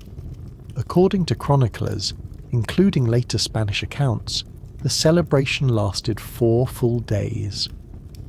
During that time, it is said that tens of thousands of individuals were sacrificed. Modern historians debate the exact figure, with estimates ranging from 4,000 to upwards of 20,000. The point is not the number, the point is the scale. The plaza was full, the platforms were crowded, the temple steps ran red. If you were a participant in this ritual, the experience was deeply structured. You would have been processed like part of an assembly line, taken up the stairs in groups, held down on the stone, your heart removed. Then your body rolled down the steps while the next person was already halfway up. It was a cascade of sacrifice, a choreography of expiration. There was no privacy, no chanting in solitude, no emotional closure. This was blood logistics.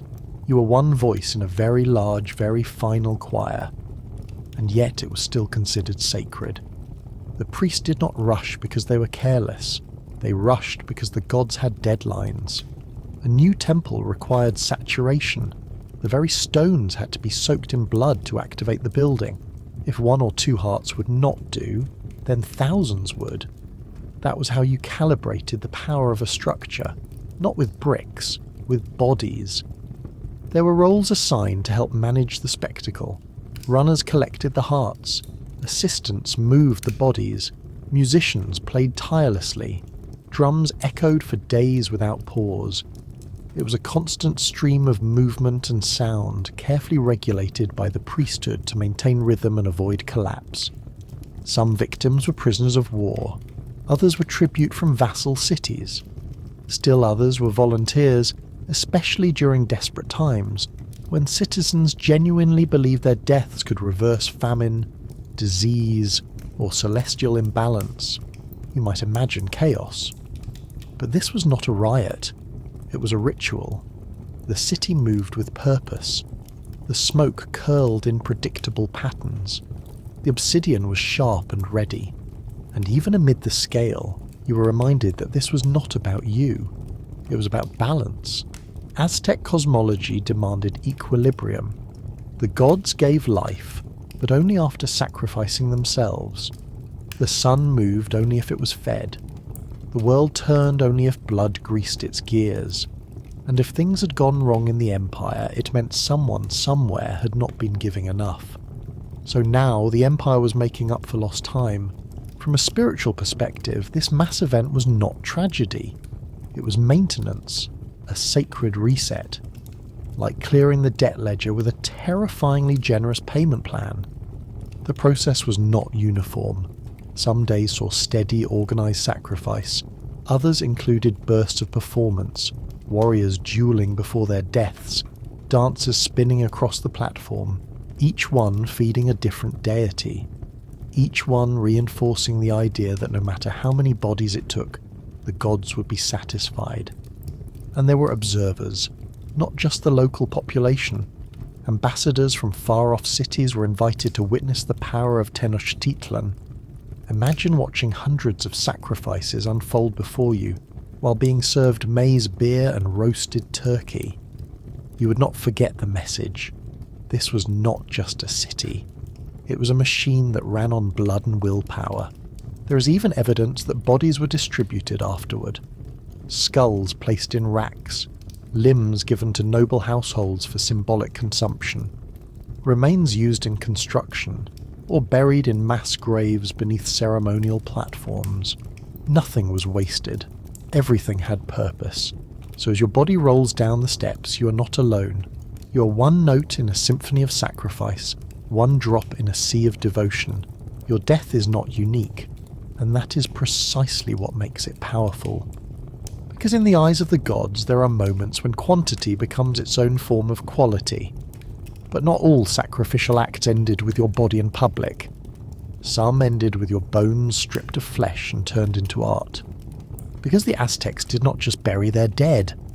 Sometimes they displayed them. By now, your heart has been lifted skyward. Your body has rolled down the pyramid steps. The drums have softened, and the priests are already preparing the next volunteer. You might assume your role in this vast cosmic production has ended. But for many sacrifices, death was just Act 1. Because in the Aztec Empire, your usefulness did not stop with your final breath. You're about to become architecture, or more precisely, you're about to become part of a tzompantli, a skull rack, a public altar of polished, sun-bleached heads, arranged on horizontal wooden poles like the most macabre fence you can imagine. These structures were not hidden in dark temples. They stood boldly in the open, facing marketplaces and ceremonial plazas, and if your skull made the cut, it was going on display. This was not an act of desecration. It was reverence. A tzompantli was considered a powerful object. It embodied sacrifice, strength, and the glory of sustaining the gods.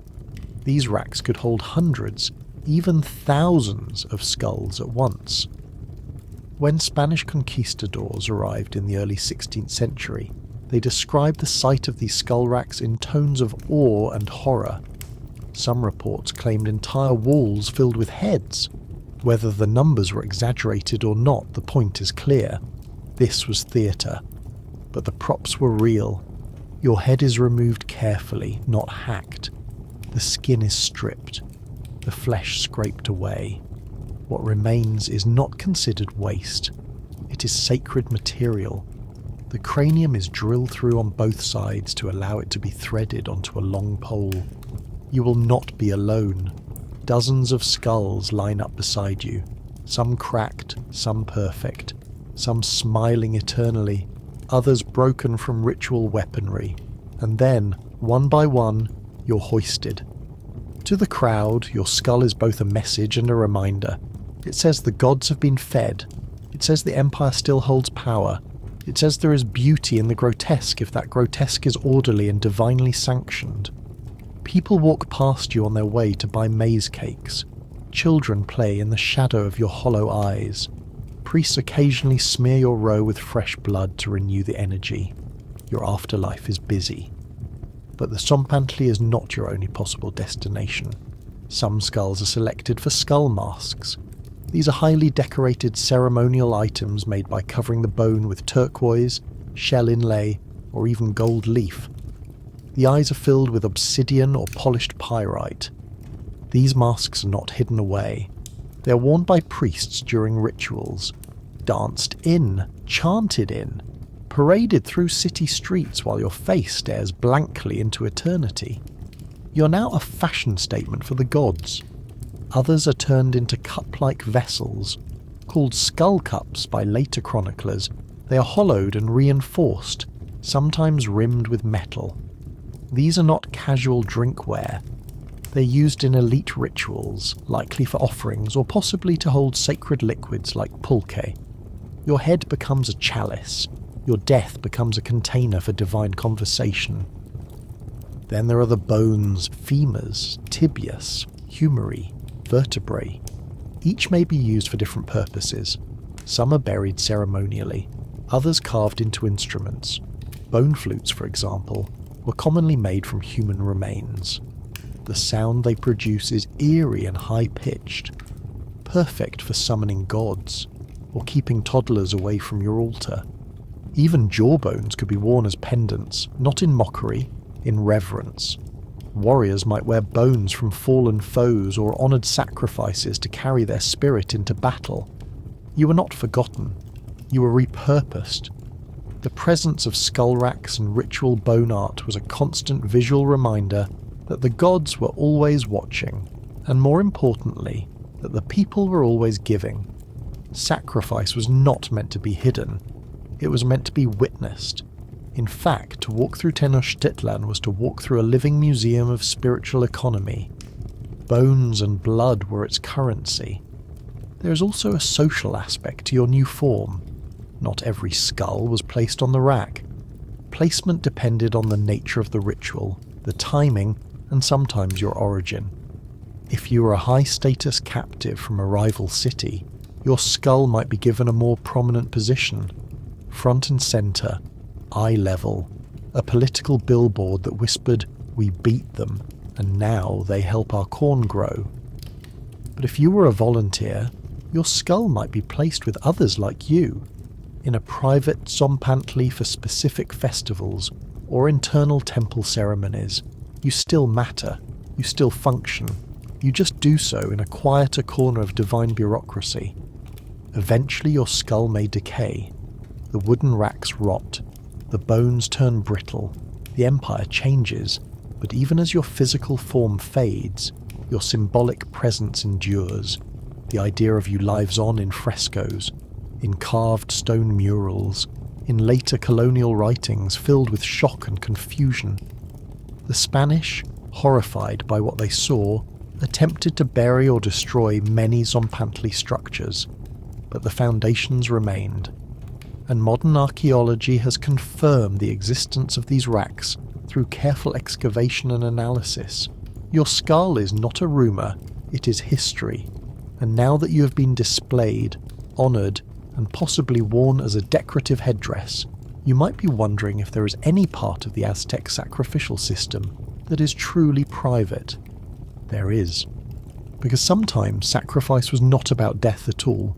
Sometimes it was about giving part of yourself and surviving.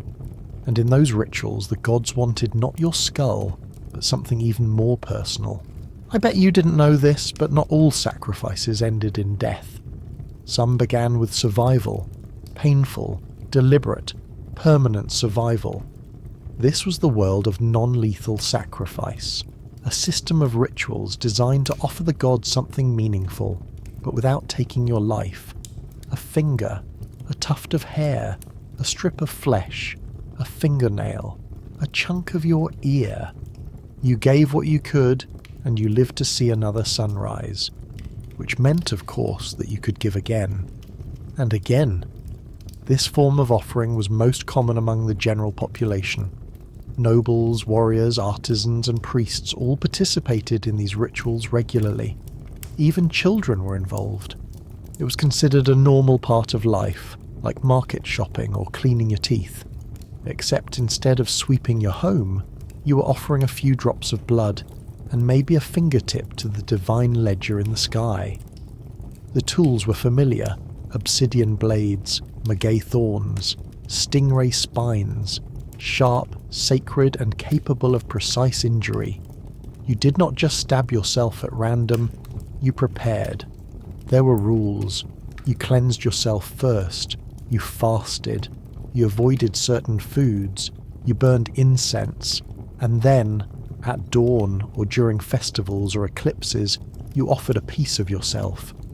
For most people, the usual sites of bloodletting were the earlobes, the tongue, or the thighs.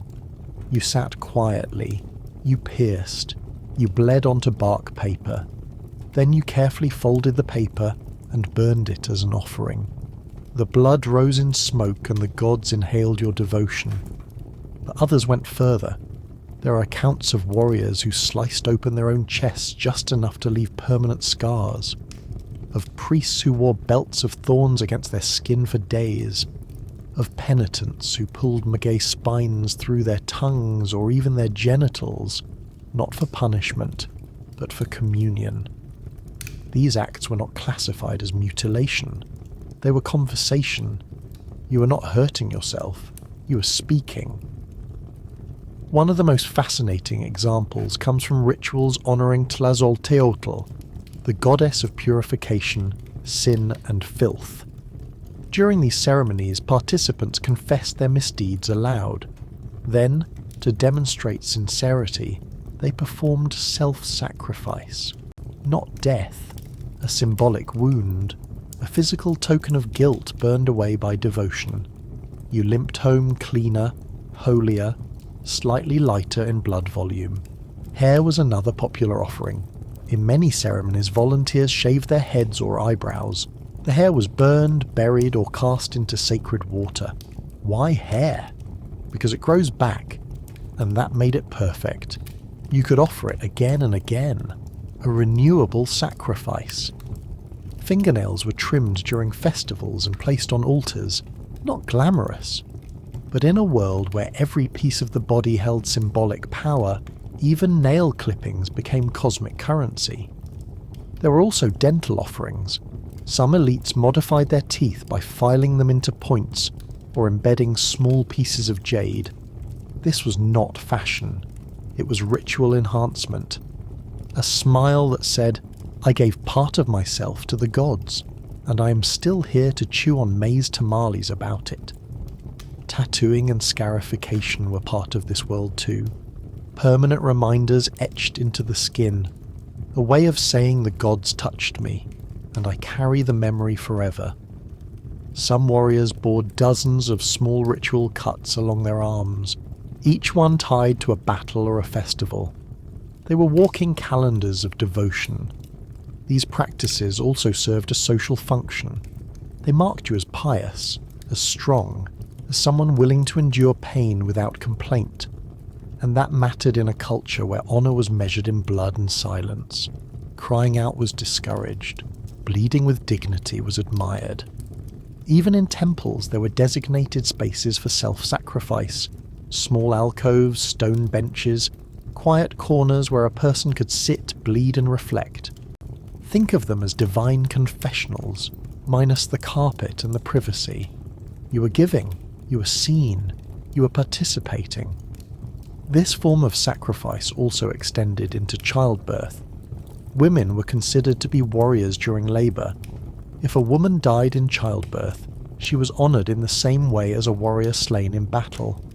If she survived, the pain itself was considered a form of offering, a non-lethal sacrifice given not through blades but through endurance, and all of it mattered. Because in Aztec belief, every sacrifice counted. Whether you gave a heart or a hair, whether you climbed a pyramid or sat on your rooftop with a thorn and a cup, the gods were watching, measuring, smiling. But sometimes non-lethal sacrifice was not enough. Sometimes the gods wanted something rare, not your death, not your blood, but your identity. There were rituals in which people were chosen to live in total anonymity, to give up their names, their faces, to be remade as human symbols of the divine, not impersonators, effigies. And when their purpose was fulfilled, they were destroyed like the idols they had become. Let's get even weirder. There existed a unique and deeply unsettling practice in Aztec religion where the sacrifice was not just physical, it was symbolic and psychological. A person, often chosen months in advance, would take on the role of a god, not in play, not in metaphor, but in full literal embodiment. This was known in Nahuatl as Ixiptla, a word that means image, substitute, or representation. And Ixiptla was not acting. You were not pretending to be the god. You were the god. For weeks or even months you lived as their earthly double, embodying everything they represented.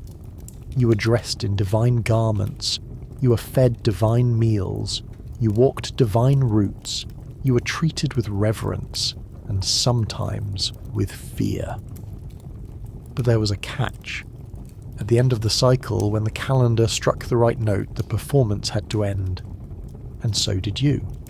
The most famous example of this practice was tied to Tezcatlipoca, the god of fate, war, sorcery, and night. A male volunteer, often selected for his physical beauty, was groomed for a full year. He was taught music, given luxurious food, given 4 wives to accompany him. He dressed in ornate clothing. He became a celebrity, a living icon. And then, on the festival day of Toxcatl, he was paraded through the city, taken to the top of the temple and sacrificed. No escape, no trick, no protest. It was understood. This was the price of the role. During this process, your name was forgotten. You stopped being you. You became Tezcatlipoca, and when Tezcatlipoca was no longer needed in human form, your heart was offered, and your body laid down as a vessel returned to the gods. You were not mourned, because you had never existed. This process of Ixiptla was not limited to Tezcatlipoca. Other deities had their own living stand-ins. Zeep Totec, the flayed god of renewal, had his own rituals. Human effigies were skinned after sacrifice, and priests would wear the flayed skin as symbolic rebirth. Becoming the god meant quite literally shedding your humanity. The skin was worn for days, sometimes until it rotted, because beneath that decaying layer was not a human anymore. It was a god in temporary flesh, walking the market, blessing the fields, breathing through a mask of the recently departed. This was not horror. This was theatre. Deep, profound, cosmic theatre, with blood-stained robes and very real consequences. Even children were used as Ixiptla for some deities, dressed in regalia, paraded through town, believed to be the god or goddess in miniature. At the ritual's end, they too were sacrificed. The community did not see this as murder. It was completion, the closing act of a divine drama. Some Ixiptla were made of dough, yes, literal dough. They were shaped from a mixture of maize and human blood, then formed into edible representations of the gods.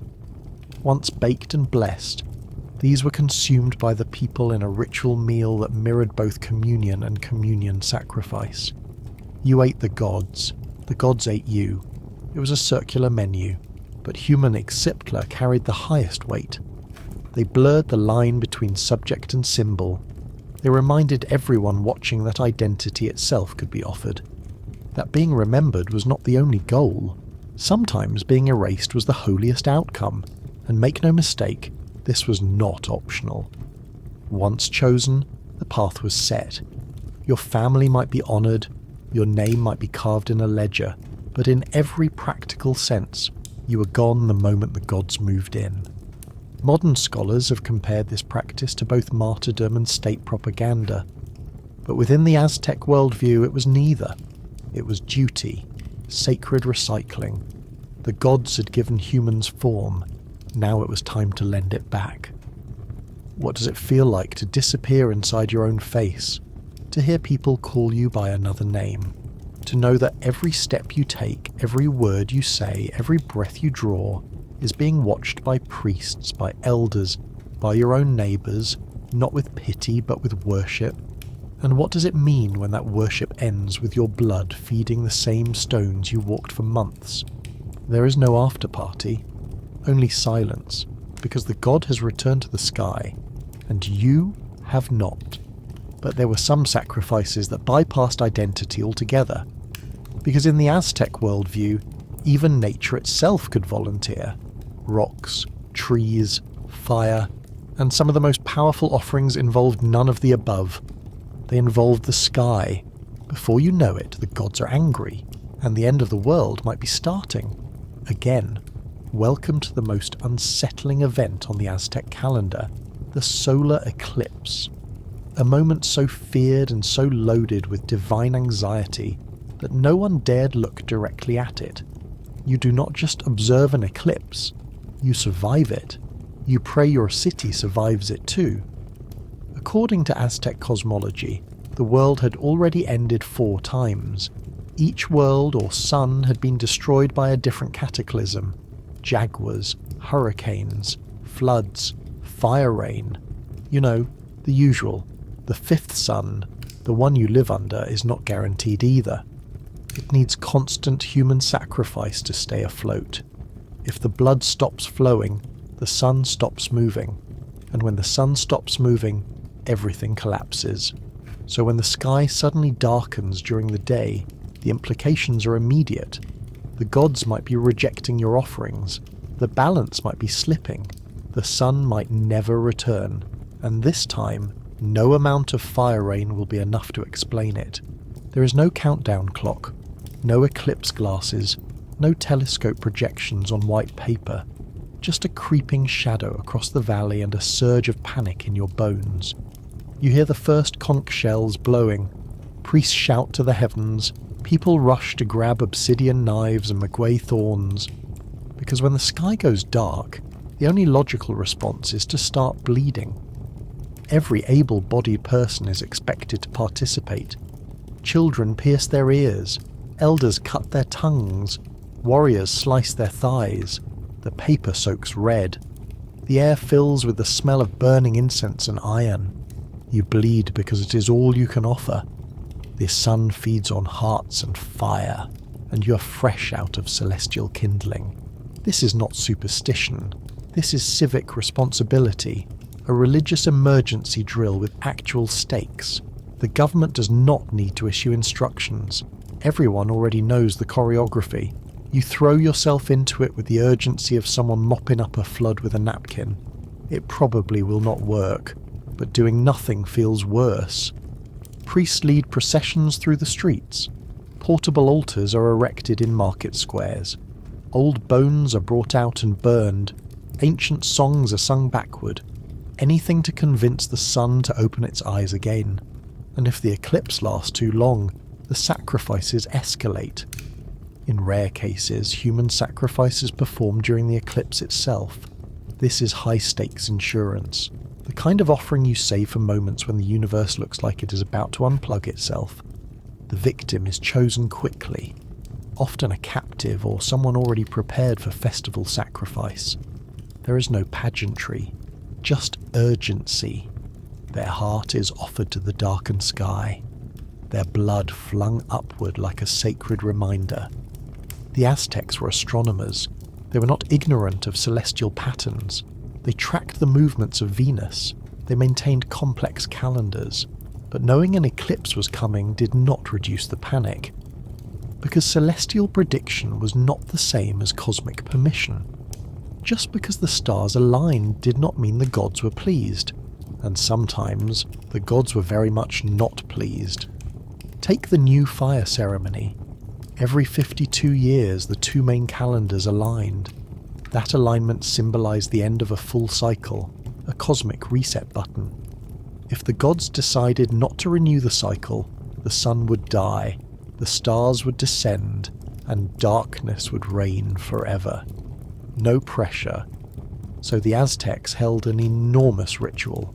All fires in the empire were extinguished. Total darkness. Then, a volunteer was sacrificed on a hilltop. His heart was removed. A fire was lit in his chest cavity. If that fire caught, and the stars moved as expected, it meant the gods had accepted the offering. The sun would rise again. Fires were reignited across the city. People wept with relief.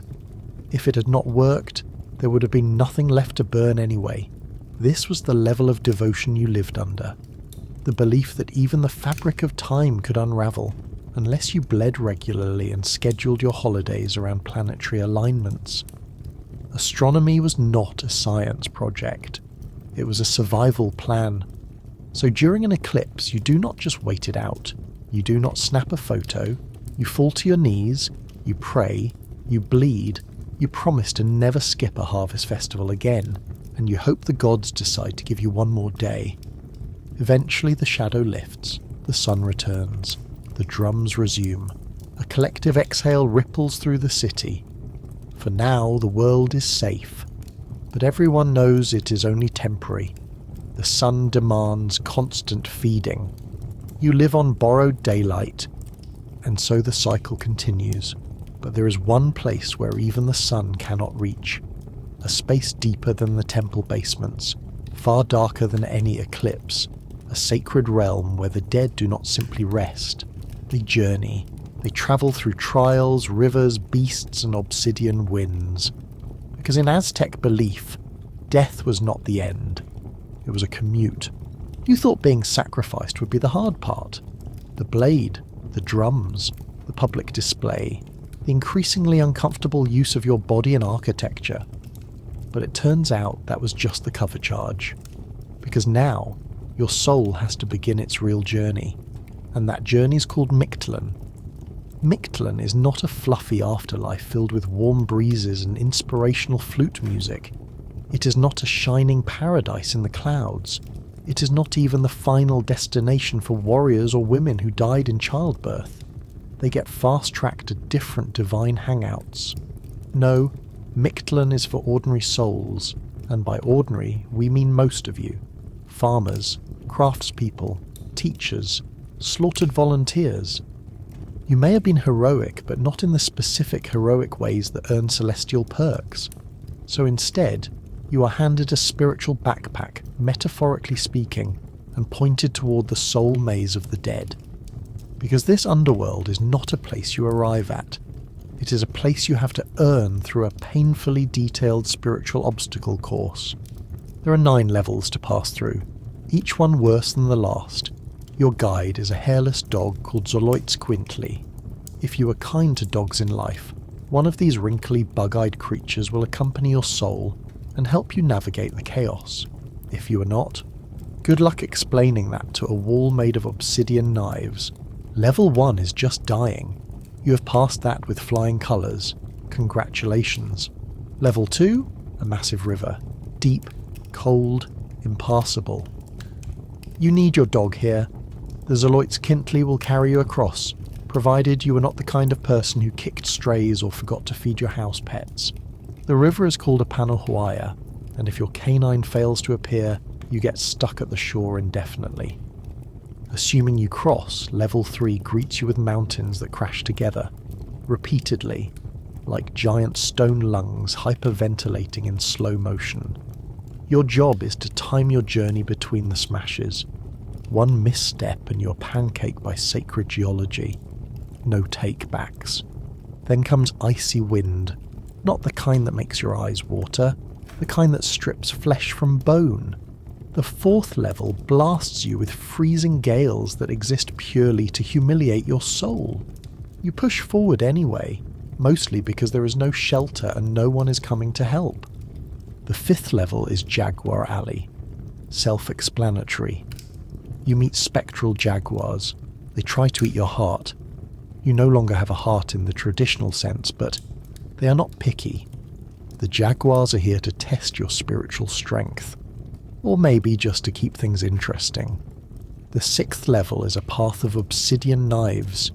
You walk, you get sliced, you try not to scream. This level is a reminder that pain did not end when your body did.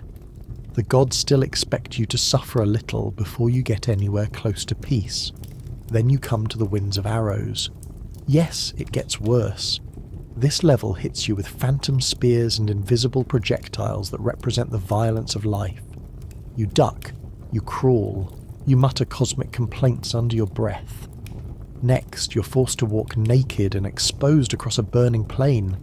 It is dry, endless. You feel every inch of non-existent skin frying in divine heat. The air is thick with the scent of spiritual sunburn. You are alone. The gods are watching. Finally, you arrive at level 9, the last stop, Chikunamictlan. Here you meet Mictlantecutli, the skeletal lord of the underworld, and his equally skeletal wife. They are not evil. They are not malicious. They are just in charge of processing the dead. Think less judgmental tribunal and more eternal DMV. They confirm that you have completed the journey. You are registered, filed, finished, and then rest. No harps, no wings, no epic reward ceremony. You simply cease struggling. Your soul dissolves into the afterlife like ash into water. The ordeal ends, not with fanfare, with stillness. This was the final gift for the average soul. Not paradise, not punishment, just rest. And in the Aztec world, that was enough. Life was brutal, death was complicated, rest was revolutionary. So now, lying still at last in a place that no longer slices, stabs or scorches, you can say you have truly given it all. Your blood, your flesh, your identity, your name, your spirit, even your feet. You were a human sacrifice volunteer, and somehow you survived the afterlife. You made it. Through obsidian, fire, feathers, screaming suns, and collapsing mountains. Through festivals, eclipses, sacred impersonations, and the meticulous chaos of the Aztec afterlife. You offered your body, your breath, your name. And somewhere between the bloodletting and the flaying, you became something bigger than yourself. Not a hero, not a martyr, just a perfectly average human soul doing its part to keep the sky spinning and the maze growing. In a world where every stone had meaning and every shadow whispered warnings, even your smallest suffering became part of a cosmic bargain. And now it is quiet. No drums, no chanting. No more jaguars trying to nibble your metaphysical organs. Just silence, and stars, and sleep. The kind of rest that only comes after 9 levels of celestial nonsense and one very misunderstood civilization trying to hold its universe together with rituals, flint knives, and a lot of very unlucky volunteers.